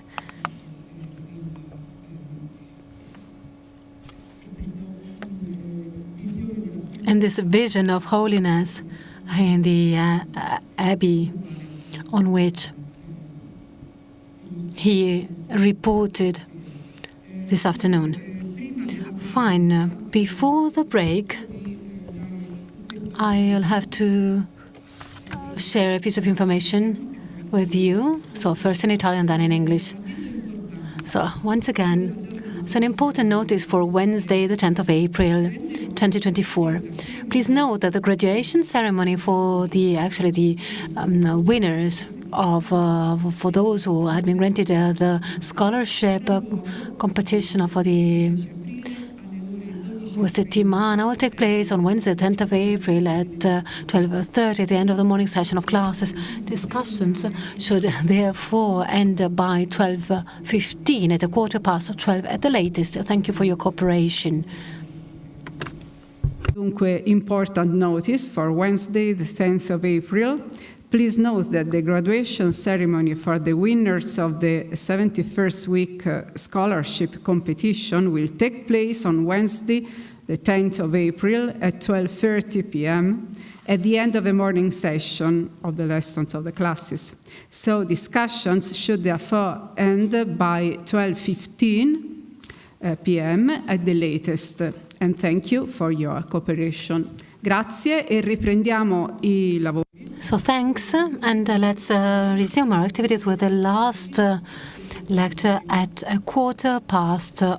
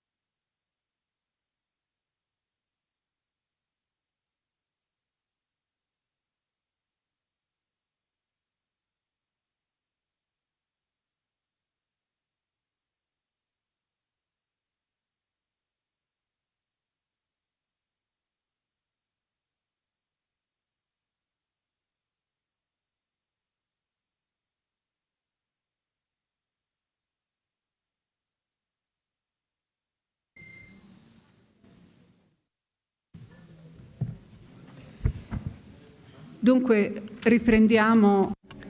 Let's start again with the last lecture. This afternoon session by thanking our speaker, Professor Maria Luisa Bottazzi of the European Centre of Medieval Research based in Trieste, who will report about the development of epigraphy. So you have the floor. Reginald of Siegburg, author of the Vita Annonis Archiepiscopis, reports that construction work of the Church of Bamberg, founded in 1004 at the behest of Emperor Henry II, was completed as early as in 1012. And that between 1007, when the town became a diocese at the behest of the emperor, and 1023, there were at least 7 dedications of new altars built inside the church, which was then elevated to cathedral status. No different at the time must have been the impetus that moved 1,000 kilometers away the treasure of the Abbey of Saint-Martin of Tours, Eriveus, a young, holy and pure man who, driven by a profession of faith that transcended family grudges that drew him to the lay life, understood his vital link with the monastic world and the sense of the mission to which he had been destined. Obviously inspired by the Holy Spirit, the Abbey of Tours needed a new abbey church that would surpass any other in beauty. Many were then the bishops called to consecrate the new church built quickly, then dedicated to the confessor Martin, whose holy relics were moved next to which, a few decades later, the remains of his successor were also placed, as in ancient times ad sanctus, obviously accompanied by celebratory words engraved on a metal plaque. In the Gesta Episcopi Tullensium, as well as in the Narratio Rerum in Monasteri Sancti Mansueti Tullensis Gestarum, as well as in the Vita Leonis by Wiberto Tull, we find the same legendary account of their construction. Only Rudolf Era solito dire che solo con Glabrus would add that Riveus used to say that only by raising souls in the world healed, so that founding churches or renovating buildings, endowing them and taking them under pious protection gives the certainty of a clear eternal life. Not very different is that what we read then for Mainz and also for the Cathedral of Modena, and also the same we would have read in the Chronicum Magnus and Benigni of the Abbey of Fructuaria. So if it had been possible to consult him on the Abbey foundation, celebrated by the last epigraph. Rudolphus Glaber, an acute observer of the 11th century, did not fail to point out to his readers the social and spiritual importance of the revitalization of the churches that came from the discovery of the Antique at Sancta Spolia, hidden within the ancient buildings of worship, around which curiosity, interest, and an often sincere mysticism grew in a large number of the faithful, for whom mere contemplation instilled great comfort. As far as where we are concerned in terms of epigraphy, the historical narrative sources which collected in detail the panorama of that Christian West, to which I also refer, are often essential. They are key to the recovery of lost engraved texts, thanks to which it's possible to sketch the entire epigraphic production of the period we're interested in, together with those materially present. According to Rodulfus Glaber, the revival of the church that he observed was initially due to scattered cases of the discovery of holy remains, which soon became many, triggering a really common movement of veneration towards the spolia, and thus initiating the simultaneous renovation of buildings of worship. Epigraphy then started to be used as ab antiquo, to commemorate relics and to dedicate new altars and churches. And for those who still had doubts about the widespread engraved use of that passage, it is worth remembering that Rodulfus, at the end of his monastic pilgrimage upon his return to Auxerre in 1035, was invited by his abbot to take care of the inscriptions of the altars and epitaphs of the church of the Abbey of Saint-Germain, when at the same time the same thing was happening in the rest of Europe at that time.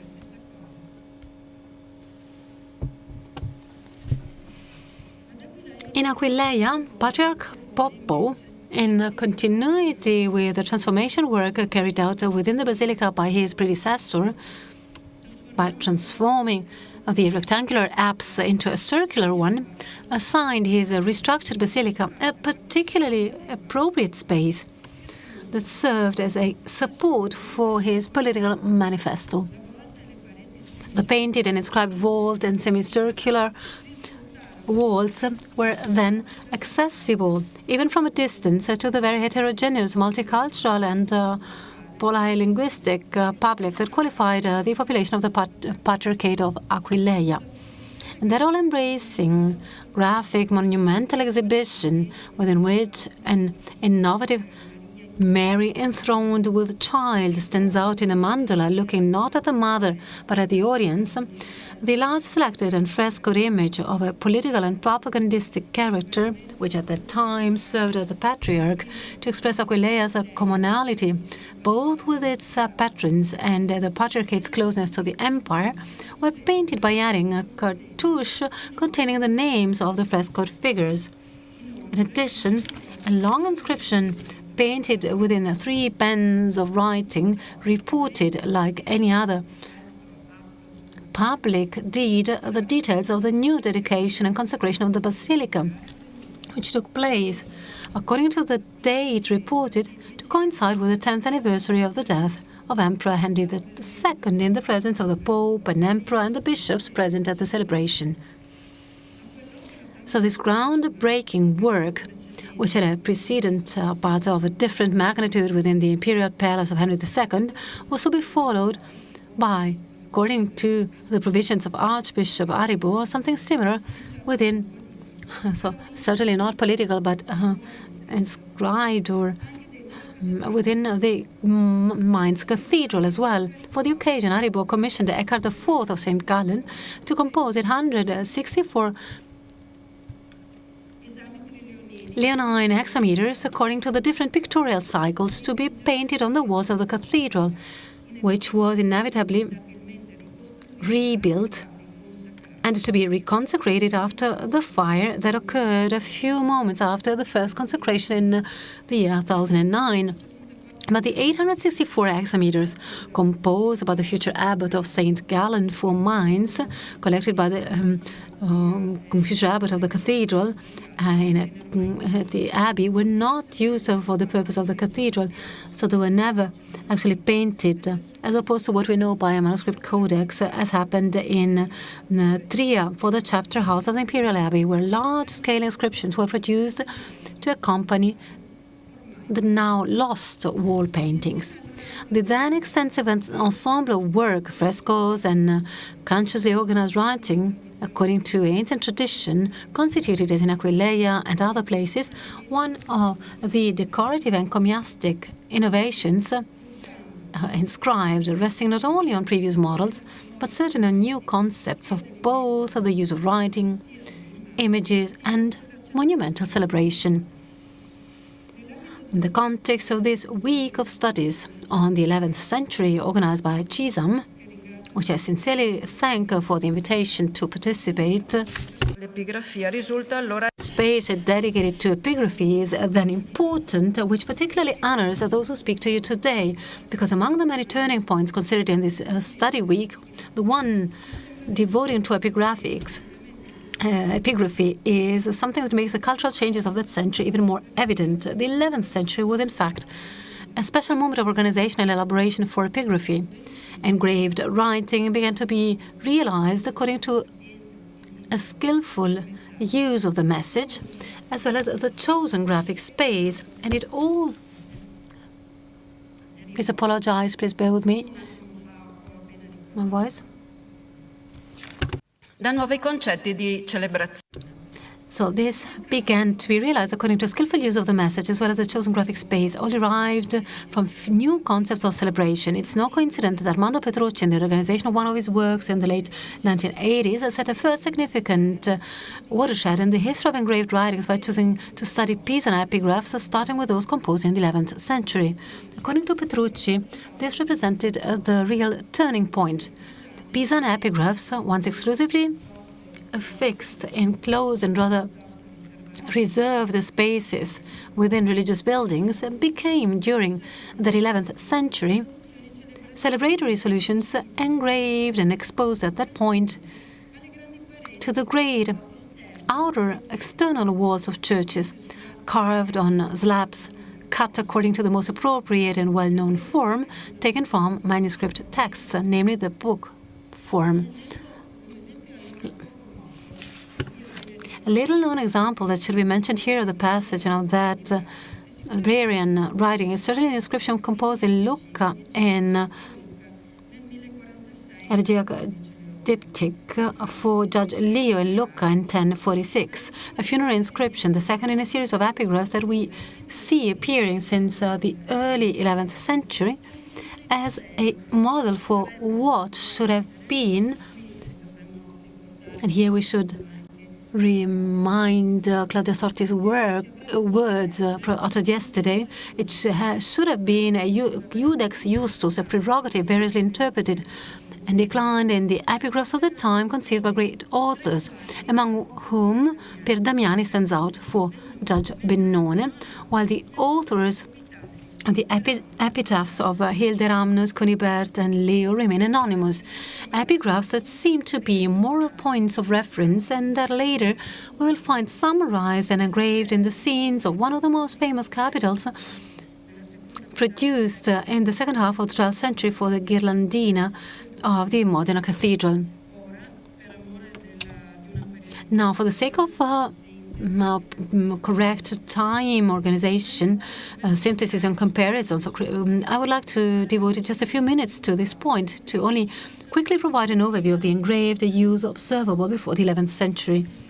So compared to what was produced by the Roman tradition and similarly to the narrative and documentary production, early medieval epigraphic production also suffered a major rarefaction as well as a loss of almost all types of inscriptions. Up until the 11th century, epigraphy had continued to be used quite rarely and was limited to the funerary sphere.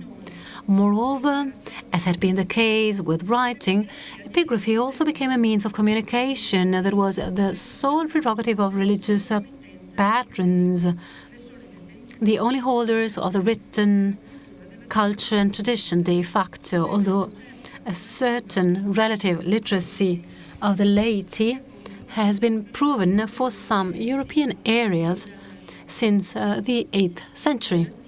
And I say relative literacy, of course, compared to what had been the broad literacy of the population until well after the 6th century, which we know to be revealing signs of some usability of material, both written and engraved, as well as displayed.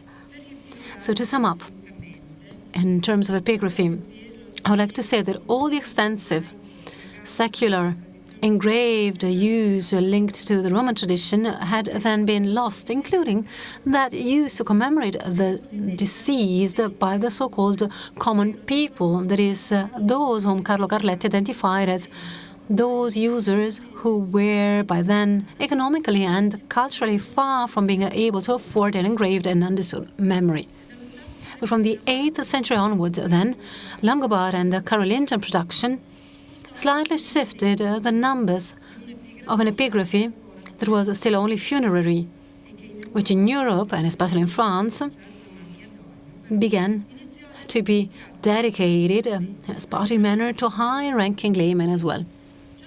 What is still worth remembering is that the formalizations which had marked Roman funerary practice as well as Christian practice certainly did not pass faithfully into early medieval inscriptional use. Already the epigraphs produced in the Christian sphere after the beginning of the 4th century had not assimilated the Roman abbreviative model, while the medieval practice, so what stayed the same, though elaborate, took up only a few Christian inventions. So many inscriptions were still funerary, but on the basis of the stereotyped formulas that continue to draw the reader's attention, to induce him to pause and pray for the deceased, thus perpetuating his memory. So the survey for the 11th century I just started, and I will now enter into detail, represent several studies of the epigraphic use, and it's based on the analysis on several engraved texts. Around 500 were the texts analyzed, arrived via indirect tradition, or materially present and collected in the epigraphic collections of France, Germany, Switzerland, Austria, Spain, and what I was able to collect for Ireland, England and Wales, as well as for what was produced in Croatia from the 8th century onwards, thanks to the 1996 work by Vedrana de Longa, and of course Italian ones, taking into account the Imai collection as well. Now, going back to what was said, what was mentioned before about the 11th century, I would like to reiterate that certainly at the beginning of the 11th century, epigraphic practice received a strong impulse from the consecrations of cathedrals and the new altars. But a few moments before the opening of that new era, the panoramas of engraved writings, in addition to still being characterized by funerary epigraphy, which, let us remember, continued, it began to be enriched by texts produced by clerics, especially ecclesiastics, who had grown up in the higher cultural circles, as has been Poppo in the Patriarchate of Aquileia, for instance. So certainly more interested in living a political life before a spiritual one, and perhaps for this reason also linked by the need to contextualize their engravings. So immediately the 11th century inscriptions began to reflect the contexts in which they were produced, and thus the political and social arrangements that had been taking shape, as in Aquileia, after the Carolingian dissolution and the Ottonian revival, to the point of becoming documentary tools, immediate and knowledgeable tools of propaganda employed in addition to commemorative purposes, also to promote, by means of self-celebration, political positions and to legitimize even highly questionable actions, as in the case of the two lost inscriptions of Archbishop Landulf II of Milan, the subject of one of the city uprisings that occurred shortly before the beginning of the 11th century. Thus, while often maintaining their primary purpose as funerary inscriptions, the epigraphs were produced also according to different dedicatory objectives or goals, in each case for celebrations, becoming at the same time historical as well as autonomous sources. Like any historical document to be interpreted and related to the rest of the other testimonies or witnesses of that time. And just as they began to provide precise documentary references, the carved, scratched and painted texts also began to lighten the hint at epigraphic formalization that had characterized epigraphy up to that time, by borrowing key parts of text from other metrical epitaphs, as well as from literary sources in verse. The epigraph collected in the Corpus Inscriptionum Medievi Helvetii, now lost, produced around the year 1000 to be affixed to the prior church of Bourg-Saint-Pierre in Martigny, a small town in the Val d'Entremont. For example, was composed by conceiving 8 hexameters, more than half of which recall the period in which the Saracen horde had scourged the Rhone area for a long time, blocking circulation, bringing famine, fire, sword, death, and destruction also to the Pennine Valley. To narrate all of this, no recourse was made to the so-called poetic borrowings. In that case, from the Ottonian period, only words were needed to express the misfortune suffered. Formulae were then used only to poetically define the force that had moved the Bishop of Geneva, Hugues, who, Christi Ductus Amore, had decided to dedicate that church to St. Peter, probably along the lines of the poem, also of what had been done for Cluny and the monastery of Frutuaria, founded at the same time. This for the sole purpose of protecting the newly consecrated church from the depredation of those who, seeking legitimacy over the new religious building, could advance property rights through those they already had over the land on which it had been built. Of no less documentary value, but completely lacking in formulae, are all the inscriptions associated with the Archbishop of Mainz, as well as the Arch-Chancellor Willi Jesus, appointed by Otto II, who did not fail to produce or have produced words engraved firstly on the outer walls of the tower of the church dedicated to St. Stephen that he had built in Mainz. We have the epigraphic text, which is left. Then on the large golden cross known as the Cross of Benna or Jenna, and then on the 4 frames that we still admire, on the 2 wings of the large bronze portal cast, and for his death. In the case of the Archie-Chancellor that will appointed Archbishop, we must forget the versified epigraph and instead pay more attention to what has been handed down. On the Benna cross donated by the Archbishop to the cathedral treasury, only the amount of particularly good gold used to cover the wooden core was actually mentioned. The description of the cathedral treasury of the time, as well as the transcriptions of the engraved words found in its codices, mention only the 600 pounds of very fine gold obtained from tributes collected from the people of Lombardy. This gold was again obtained from tributes collected from the people of Lombardy during the reign of Otto I. And we should once again remember what Claudio Sotti said yesterday. A little more was arranged in the bronze portal frames of the cathedral, which besides mentioning Charlemagne and the patron Willigisus, still celebrates Berengerus artifacts, anticipator that the craftsman not mentioned in the inscription of the Bernald portal cast, which was cast in 1015 for the Cathedral of Hildesheim. It was again a very quick list of works built by Willigis, among which shine 2 bridges and a tower. The brief elaboration of his epitaph, when to make a comparison from the epitaph engraved for Gregory V, we get instead instances of a less formal apostolic life than the Roman sources generally let readers think.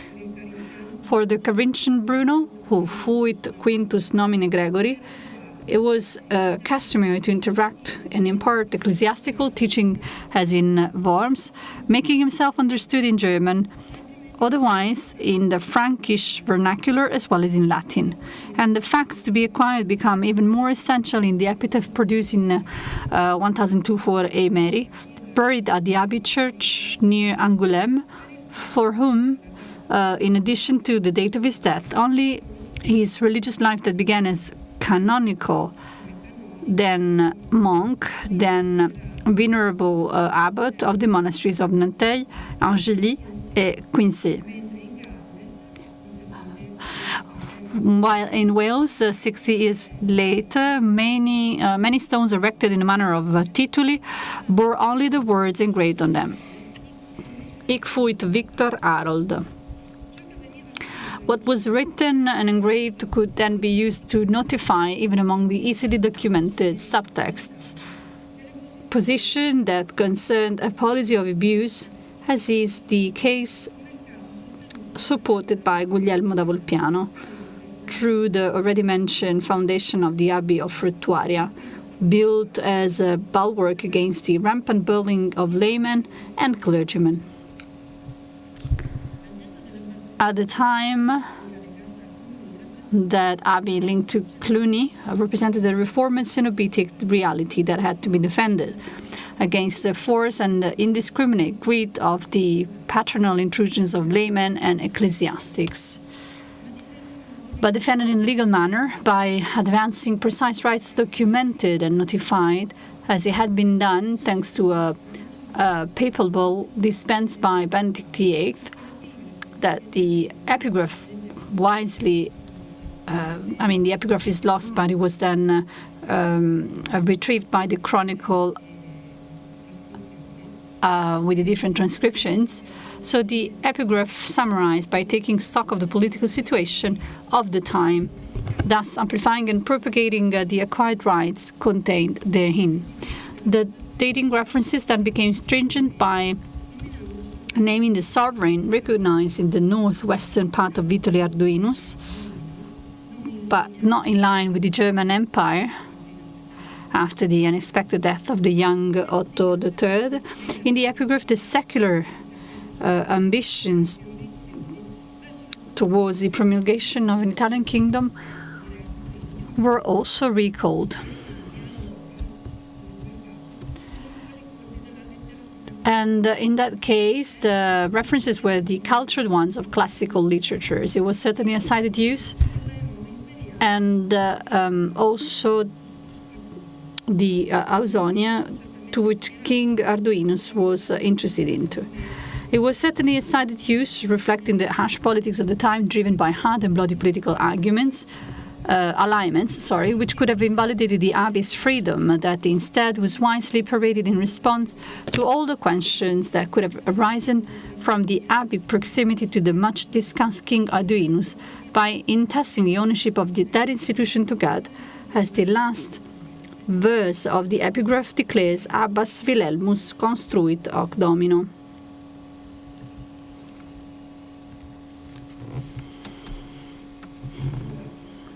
Now, the skillful use of law that the Frutuaria story has highlighted from an epigraphical point of view corresponded at the beginning of the year 1000 to the cultural climate of general recovery, also recalled by Rodolphus Glaber, rooted precisely in many of the intellectual elements that had already distinguished the 10th century, despite the great difficulties in which the West found itself living. The art reflected an episcopalism that followed imperial directives. According to the statements of Raterio da Verona, during the second half of the 10th century, knowledge of writing and law were considered to be tools of social ascendancy that we see also being well employed in the epigraphic testimonies produced in support of executed works that has been said began to express much more than the usual purely celebratory purpose of their commissioners.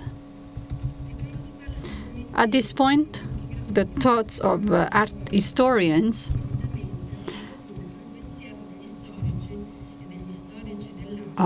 in general and of art historians generally go to Bishop Varmondo, and thought also goes to Adriano Peroni, who dealt precisely with his extensive use of miniature and engraved writing employed by the Bishop of Ivrea in his contribution to the Study Week 1991 on patrons and artistic literary production.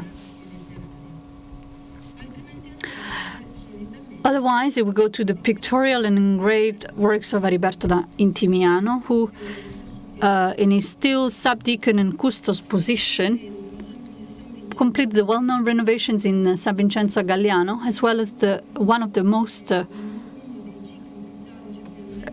emblematic pictorial cycles of the 11th century, and within which painted and engraved writing played an important part in Aquileia.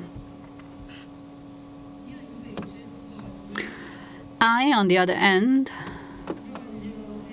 want to conclude this lecture by talking to the legal use of engraved writing that we have seen employed for Frutuaria, about what was certainly the great novelty of 11th century epigraphy that we suddenly see appearing in the very first years of the 11th century in Milan within the church of the monastery of Saint Simpliciano, a church that was part of a monastery complex that was important for the capital, Milan, and a favorite of the population since the 8th century. So the population expressed their attachment to the institution by allocating testamentary legacies, sometimes even conspicuous as an alternative to an increasingly limited participation of seculares in religious life.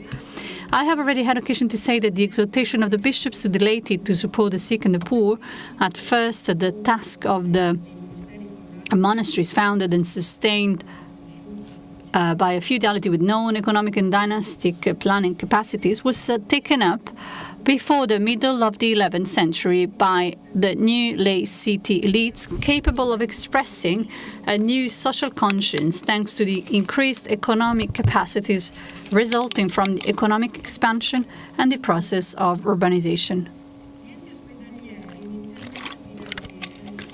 Hospitality institutions, initially combined with monastic institutions, became the new centers of aggregation and of lay participation in religious life, confirmed by the significant number of giudicati and certe donationis drawn up with profound charitable intent. In the 11th century, therefore, it was the families of the non-noble elites, i.e. the negoziatores, argentari, and artisans in general, perhaps without heirs, who were socially inserted and acted in imitation of the aristocratic dynasties of previous centuries. This then seems to have been the case with Gilitionus.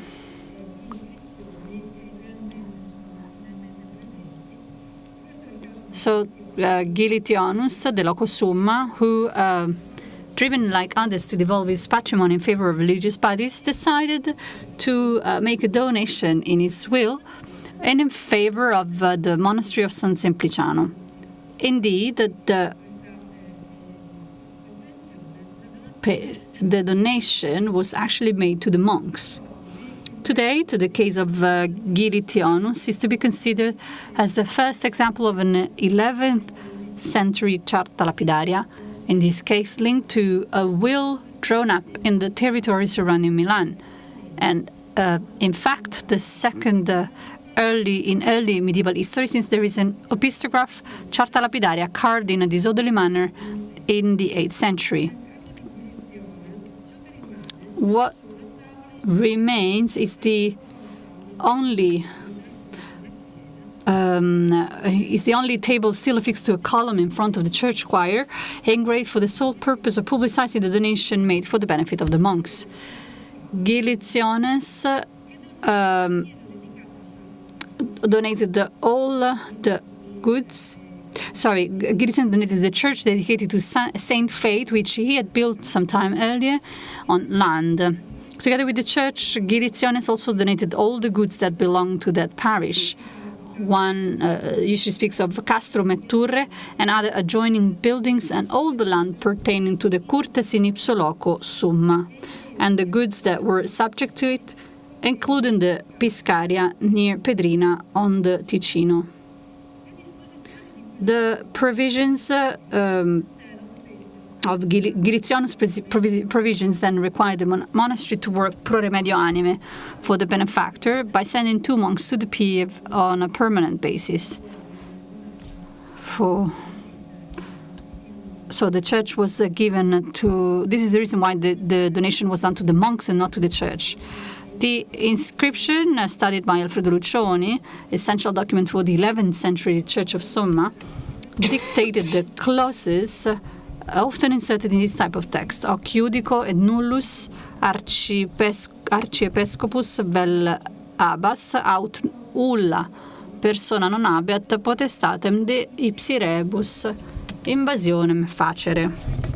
Words that would have prevented any encroachment by high ecclesiastic on the property, which in the case and according to Gilitionis' will, should have returned to his parental group until the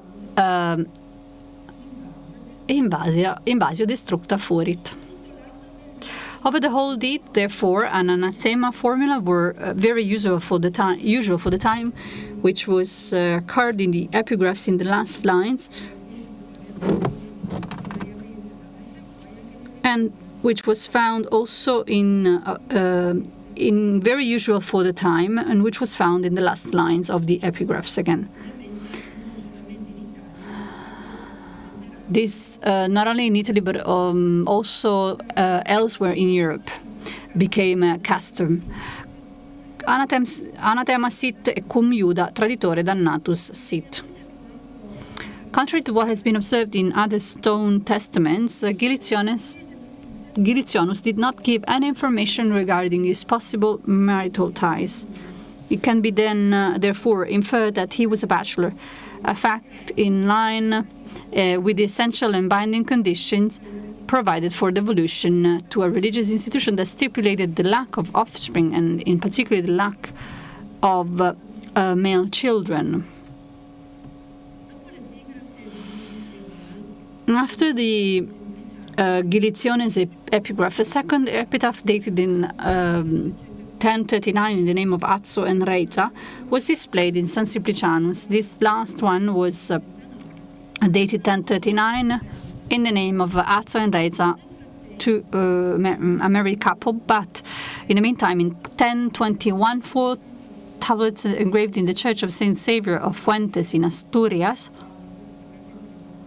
I wasn't able to actually find a picture of these 4 tables, but just to say that this attests the donation of Diego Perez and his wife of the church to the Bishop of Oviedo, with the last epitaph conceived for Queen Matilda, wife of King Louis of Overseas. All the legacy, bequeathed to the Church of Saint Maurice de Luzinais were made public. Then in one of the chapels of the Basilica of Sant'Ambrogio, in the second half of the 11th century, the lapidary map of the Lanterio Monetiere was actually affixed again in the second half of the 11th century, this time outside St. Ambrogio. The lapidary map of, again, in the second half of the 11th century, the lapidary map of the Chimliarch priests of St. Lorenzo in Verona, in Montecchia di Crosara. The lapidary map of Count Umberto was engraved, and Dulcis in Fundo in Viterbo, again in Milan and in Colle Scipoli. We see the lapidary maps produced for the Church of Santa Maria Nuova, accompanied finally by its parchment, which demonstrate the very close epigraphic adherence. This on the basis of texts that were canonic texts, which demonstrates that these adherence, epigraphic adherence used in engraving new types of epigraphs with their full dispositive content. In Milan, later the slab would have been lost during the Second World War, the result of 2 parchments sworn on the same day in the name of Lanfranco and Faraxia. Finally, we have the lapidary map of Colle Scipoli by the priest Lupo and his families, affixed at the cemetery Church of Saint Stefano, of which, however, the parallel document has not yet been found. Finally, I would also like to include in this important list the inscription produced for the church dedicated to Saint-Marie de Fabregul, which in my opinion should be defined as a lapidary charter and not a dedication merely. Since it brought all the changes that should have been done to the church and also the borders of the property, it could be considered as a lapidary charter. I would just like to add a few words on the more formal aspects of these engraved inscriptions. This is a unique case. This is inserted in the facade. 3 meters above the sea level, and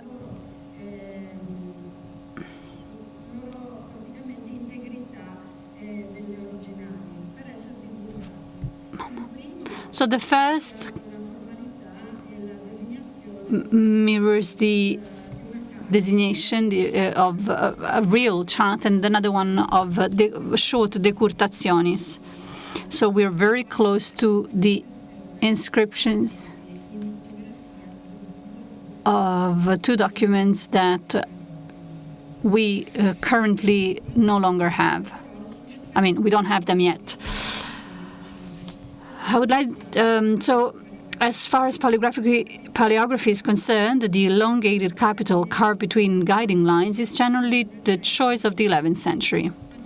But what the carte lapidarie have in common is the evident compression of the epigraphic lettering, almost certainly due to the need of inserting parts of the manuscript text considered important, and which in some cases were also reproduced, and we've seen it, so it was also reproduced photographically as at Colliscipoli. In conclusion, perhaps with a few minutes earlier, this type of inscription, a result of an increasingly pervasive use of the laity, that I would at this point hand over the burden to the transition of the 12th century. Thank you.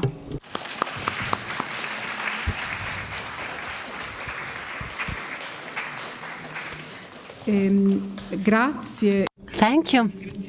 I would like to thank Maria Luisa Bottazzi for this highly interesting survey of epigraphy in the 11th century in all its aspects and declinations, and this as a transcribed somehow document that has been attested. So now let's open the floor to questions, and I would like to invite the previous speakers to come on stage. Ecco, prendiamo una sedia. Okay. E poi possiamo iniziare con... And then we can start with a question and answer session.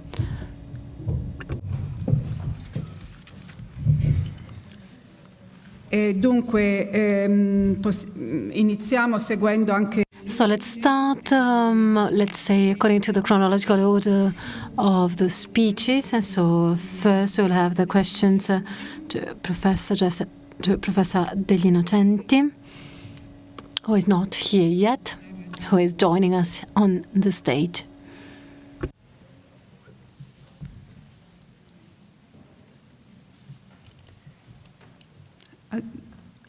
Non so se si è... Ecco, ci sta raggiungendo, sì.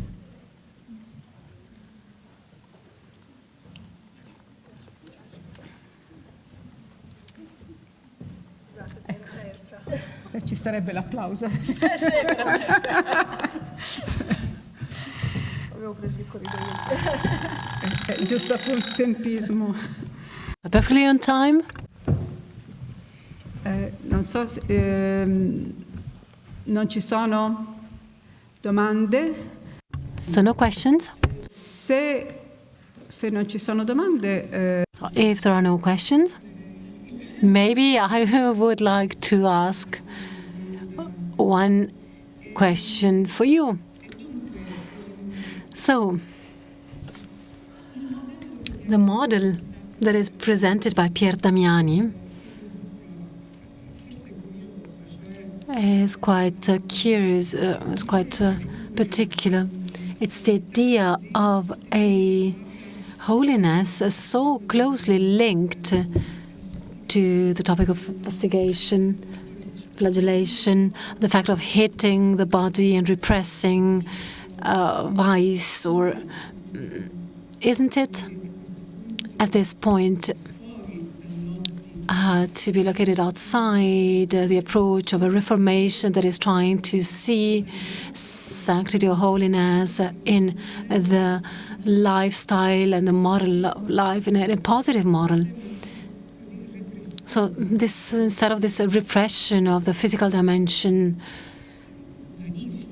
So this repression somehow annihilates this approach. So I was asking this in the light of the fact that Pier Damiani is actually like a spokesman of the Reformation of the Church itself. So is it possible to see a friction between this model of holiness and, on the other hand, the instances, actually the issues brought forward by the Reformation?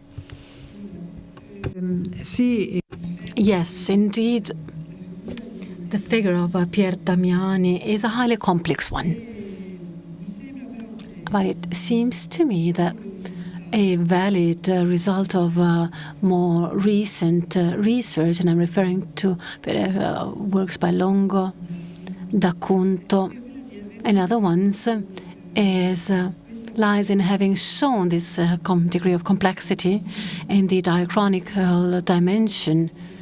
So, and how his position develops, and this is which is then mirrored in the hagiographic considerations. So, of course, we can see an important big difference between the life of Vita of Pier Damiani, the first half of the century, compared to those to his last hagiographic works, where indeed we can note an enhancement of a very strong ascetical approach when Ralph of Gubbio and the episcopal model is explained. We're talking about the Assisi, a form of asceticism. So there is a change that could be linked to some sort of deception. In the light of what is implemented of the Reformation, or some extremistic approaches of the Reformation, so there are some who put this into relation with the opposition. He did not share opposition by a part of the monasticism. And of course, there was a debate with Vallombrosa monks. So this different approach, or this different conception vis-à-vis the desire of Monte Cassino, which is an aspect less slightly neglected by more recent studies, but actually ends up having an influence and having an important role. Pier Damiani should be seen in the light of the different facets and the personality that is translates into the geography of Romuald. Romuald is a quite complex figure. He is a hermit. He was also the founder of monasteries, a preacher as well. And so how can these aspects brought in harmony, so there are several facets of elements that cannot always find a balance, but maybe find a different outcome later on. Okay, thank you.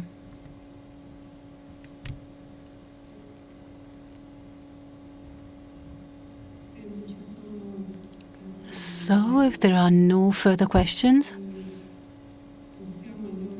I would say we can go on and ask the questions about Patrick Henriet's lecture.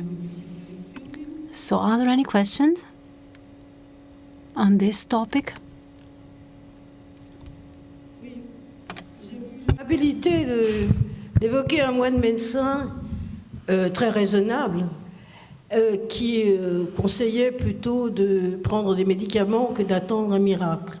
Et en effet, pour cette période encore, le XIe siècle, on est encore vers la fin de la médecine monastique, et comme le livre déjà admirable, écrit jadis par Chiara Casciani et Iole Agrimi l'a montré, il y a une tension entre, qui après peu à peu disparaît parce que il n'y a guère que des mystiques qui très sains, je dirais, qui refusent la médecine du corps. Mais au XIe siècle, il y a encore cette tension entre un cadre où la maladie est rédemptrice, hein, il y a cette mortification du corps qu'on voit chez vos ermites et chez d'autres pour devenir saint, et donc la maladie, d'une certaine manière, est rédemptrice. Et donc je voulais savoir si Chez vos saints du XIe siècle, certains ont fait des miracles de guérison ou pas du tout? Oui, alors absolument, oui, ce sont des saints très souvent thaumaturges qui font beaucoup de miracles de guérison, oui.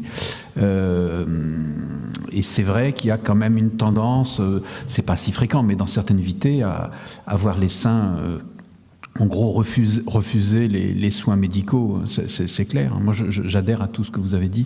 Mais oui, ils font beaucoup de miracles de guérison. Il y a un cas qui est intéressant aussi. Alors, c'est pas vraiment un saint, mais c'est un mystique. C'est Jean de Fécamp, à la fin du XIe siècle, qui est un Italien aussi. Jean de Fécamp aurait été médecin. C'est certainement l'un des grands mystiques de son temps. Hein. C'est cette nouvelle piété intériorisée qu'on retrouve chez Anselme et chez d'autres. Et il aurait été médecin. Donc là, il y a un cas qui est assez intéressant.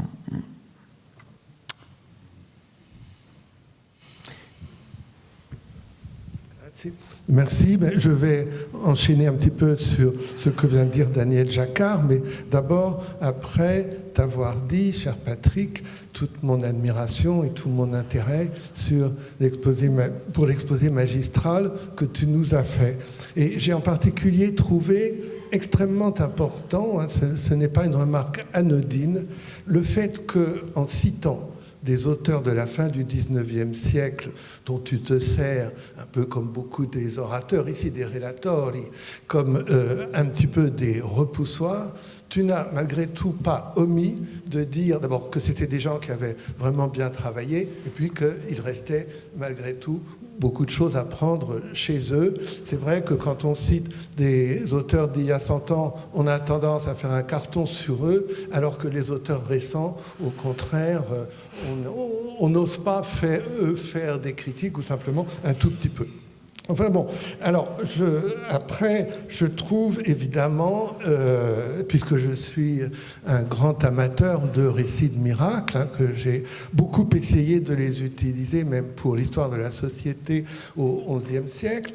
Alors, je me fais un peu de soucis après la classification d'Emeric pour les grands textes que sont les miracles de Saint-Benoît ou les miracles de Sainte-Foy. Est-ce que par hasard, il resterait dans la catégorie du plomb, ou est-ce qu'il n'y aurait pas une petite chance qu'il monte un petit peu jusque vers l'étain ou même l'argent, étant donné que pour nous, historiens de la société et de la mentalité religieuse, ils sont de l'or, hein.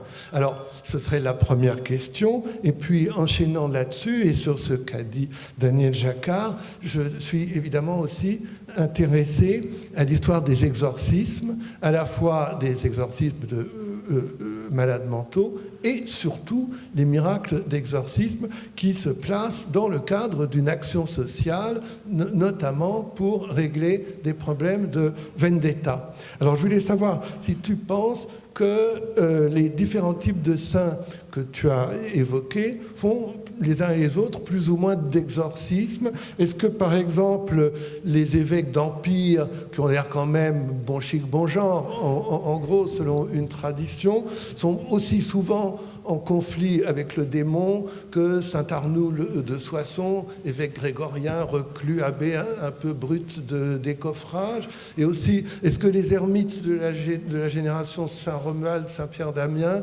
font autant ou plus peut-être d'exorcisme que ceux de la génération de Robert d'Arbrissel et de Robert de la Chaise-Dieu, dont tu nous as bien parlé? Oui, merci beaucoup Dominique. Je vais commencer par la deuxième question. Oui, non, les évêques d'Empire, ce type de sainteté est quand même moins porté sur des miracles d'exorcisme, de mise à distance du démon, etc. Là, je crois qu'on a quelque chose qui est quand même, je ne dis pas réservé, mais qui est un petit peu quand même le propre d'un certain nombre de saints qui sont à la fois réformateurs, prédicateurs, souvent itinérants, ce qui leur permet de ramener la paix en faisant souvent des exorcismes qui sont liés à la paix. Et donc ça, c'est, je pense, le propre de tous ces ermites plus ou moins itinérants, y compris Romuald et les saints italiens du début du XIe siècle, et puis bien sûr tous les Vander Prediger ensuite, auxquels j'agrégerais des gens gens comme Arnulf de Soissons, comme Simon de Crépy, etc. Oui, c'est un point fort de leur action, je crois. En arrière, il y a quand même toujours aussi, avec les ermites, enfin, il y a toujours l'archétype par excellence, même le type par excellence, qui est celui de Saint-Antoine. Et donc, il y a une spécialisation qui est forgée au désert de la lutte contre le démon. Ça, c'est incontestable. Ce qui ne veut pas dire que d'autres n'en sont pas capables, mais non. Ensuite, il y aura Saint-Norbert, enfin, etc. Donc, tu avais un peu donné la réponse dans ta question, mais oui, c'est une caractéristique de ces saints-là. Alors, je comprends que peut-être tu as la gentillesse de ne pas le dire, mais peut-être un tout petit peu frustré du fait que je n'ai pas abordé la question des récits de miracles, mais je pense qu'il fallait absolument circonscrire. Il y aurait beaucoup à dire sur les miracles. Heureusement, Antonella Deligno-Chanti a beaucoup parler de Desiderio et des dialogi là, du Mont-Cassin, mais il y aurait beaucoup à dire. J'ajouterai juste un point, même si ce n'est pas dans ta question, ça me semble très important et je n'ai pas pu le dire, à propos des miracles et des récits de miracles, je pense qu'on ne doit pas perdre de vue qu'il n'est pas donné dans la géographie latine d'écrire des recueils de miracles. Et je m'en suis rendu compte en particulier en étudiant ce que je fais depuis de longues années, la géographie hispanique, où en réalité, on n'a pas de recueil de miracles jusqu'au début du XIIe siècle, lorsque des clercs venus d'outre-Pyrénées arrivent en péninsule et commencent à écrire des recueils de miracles. Auparavant, on a une hagiographie, je ne dis pas sans miracles, mais sans recueil de miracles. Donc c'est un genre littéraire particulier et qui n'a pas toujours été pratiqué partout. Bon, la première question, je suis désolé, je l'ai oubliée. C'était... Oui, d'accord, oui. Alors j'aimerais bien pouvoir répondre, mais c'est difficile. Emmerich, c'est évident, il a bâti en réalité une classification qui est plus ou moins connue de tout le monde et qui s'inspire certainement du Decretum Gelasianum. Il y a même quelques passages quand il dit les origènes. Pourquoi est-ce qu'il parle d'origène? Parce que le Decretum Gelasianum parle d'origène. Enfin, donc il a bâti cette classification qui n'a jamais pris en compte les recueils de miracles. Alors je peux donner une réponse qui est seulement le sentiment que j'ai, mais qui n'est pas appuyé sur grand-chose. Je pense que si on avait pu interroger Emmerich, il aurait sans doute répondu qu'il en allait des miracles comme d'éviter, et que lorsqu'il y avait des témoins, lorsque les faits étaient assurés, qu'ils n'étaient pas inventés, qu'ils n'étaient pas improbables, avec leur conception de l'improbable bien sûr, à ce moment-là on aurait été dans une catégorie digne, peut-être l'argent, peut-être pas l'or mais peut-être l'argent, et d'une certaine façon, de la même façon que les vies de saints sont la continuation de la vie du Christ, de la même façon, les miracles sont très souvent, je pense, perçus comme la continuation de ce qu'on a dans les actes des apôtres. Donc ça aurait pu trouver place peut-être dans l'argent et dans des textes authentiques. Et de la même façon, il aurait certainement dit qu'il y a un certain nombre de miracles qui étaient à rejeter absolument parce que tout à fait invraisemblables, inventés par des hagiographes, etc. Mais ce que je dis là, je me substitue à Emmerich, mais là, il n'en parle vraiment pas, donc je ne peux pas dire plus.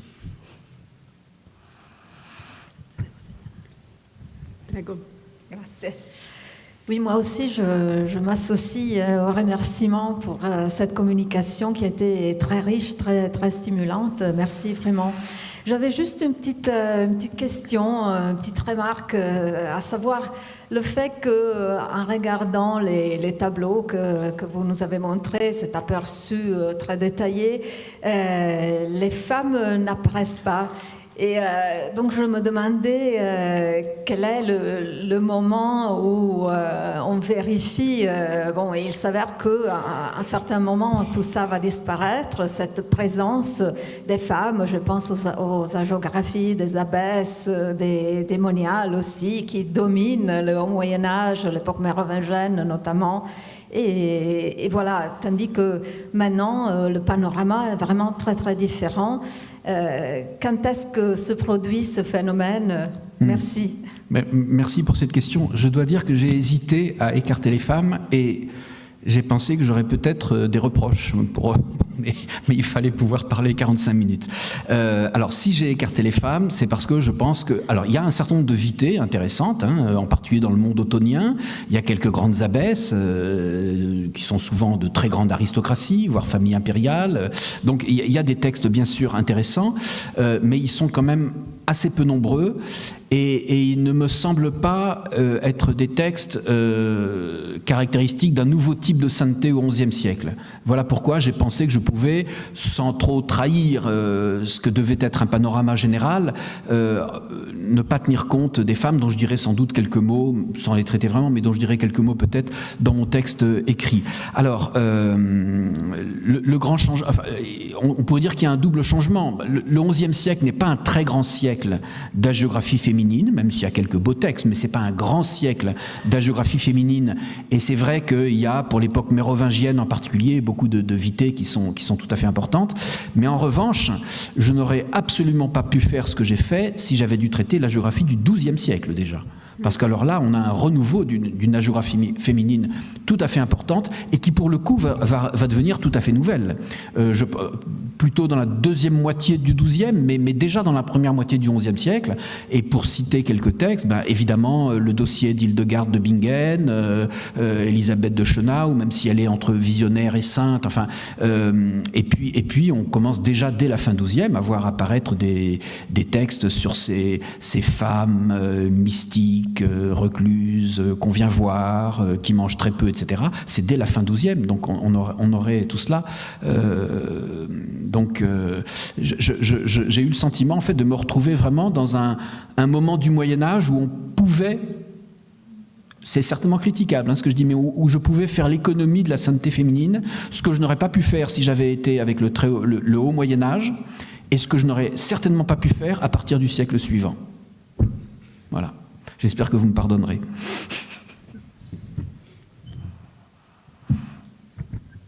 Anche in Italia ci sono modelli. Also in Italy there are models of holiness. Other models that can be reported upon? Yes, actually. I agree with Patrick that in the 11th century it's difficult, it's a struggle to identify significant figures. But as far as Italy is concerned, since I have also dealt with on different occasions of the geography of the 12th century, actually, there we do find some female figures. But they're not so numerous, actually. There are not so many of them. So the numbers are quite low. Since the female geography in Italy, this is something where Italy lags behind. It's not by chance that the dossier you mentioned referred to saints from other geographical regions. So Italy lags behind, but we will make it up in the 13th century, more or less. So there is a figure of a hermit, Caledonia, who is linked to Subiaco monastery, but this is a figure whose hagiographic proofs or come later on, so there is a problem in terms of distance from the real biography of the figure, of the life of the figure. So, if there are no other questions or comments, let's now come to the last lecture. Any other question? Any question on this rich repertoire of epigraphs collected by Professor Bottazzi? Yes. So thanks, first of all, for the wonderful lecture. I have a question. You said that the Carta Lapidaria of the other Carta, for reasons of space, because it was not enough, there was not enough paper.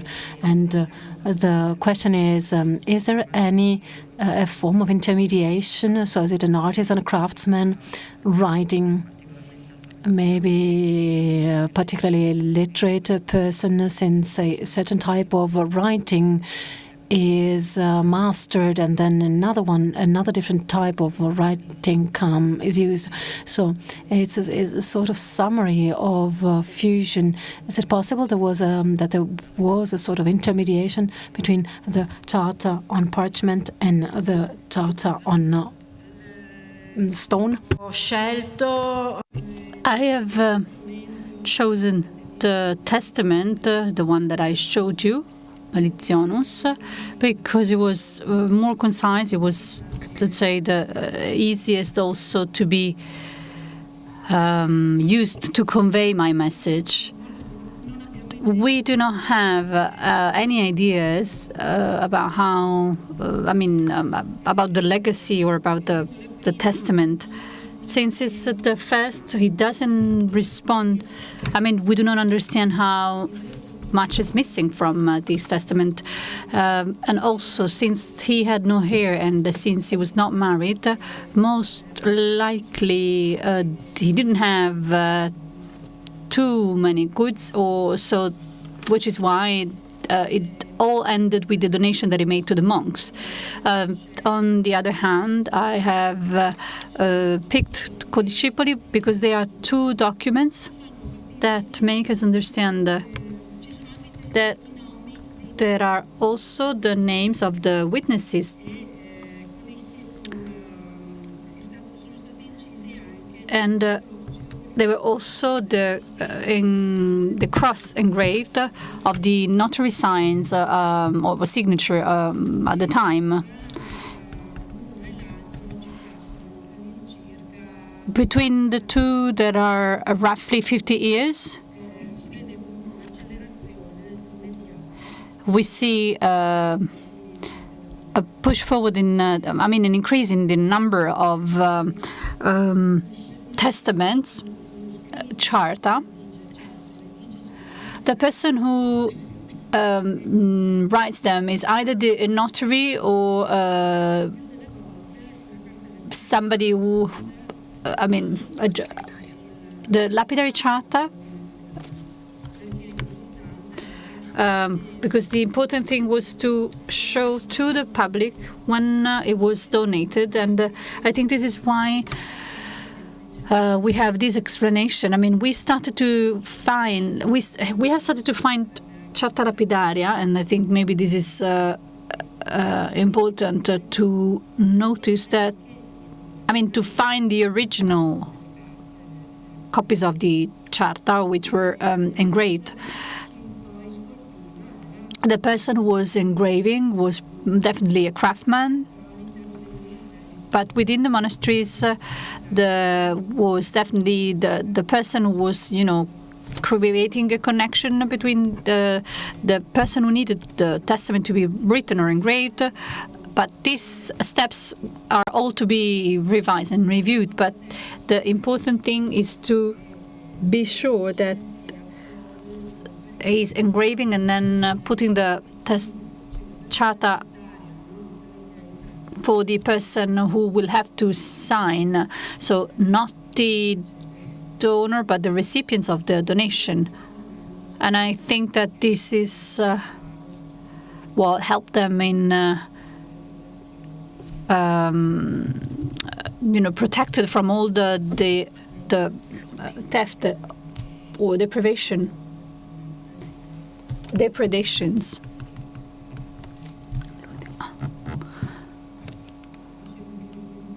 You were also referring to hospitals. Yes.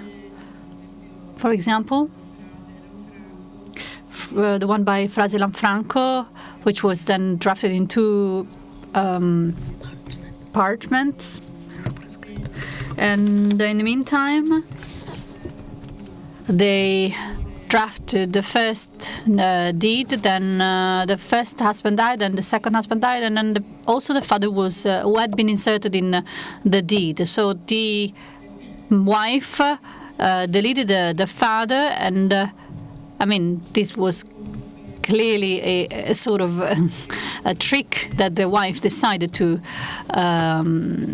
play. But anyway, this is again around the era of Milan, where there were hospitals, etc. Is there predominance of monastic? You mean within the monasteries? Well, Frasia and Lanfranco was included in the documents related to the hospital of Milan. Hospital in Milan. They are drafted, on the spur of the moment. We will see in the future. In the following century, then we will see the one of the municipality, let's say. Domande? Are there other questions? Sembra di no. Allora, se non So if not, we would like to thank once again our speakers of this afternoon session with a round of applause. prima di chiudere la sessione, And before closing, before ending the session, I would like to remind you once again che about the fact that tomorrow the first morning session will have to end at by 12:15, by 12:15, because afterwards there is the awarding ceremony for the scholarship competition. I don't want to read it out again in English. So thanks for your attention and see you tomorrow.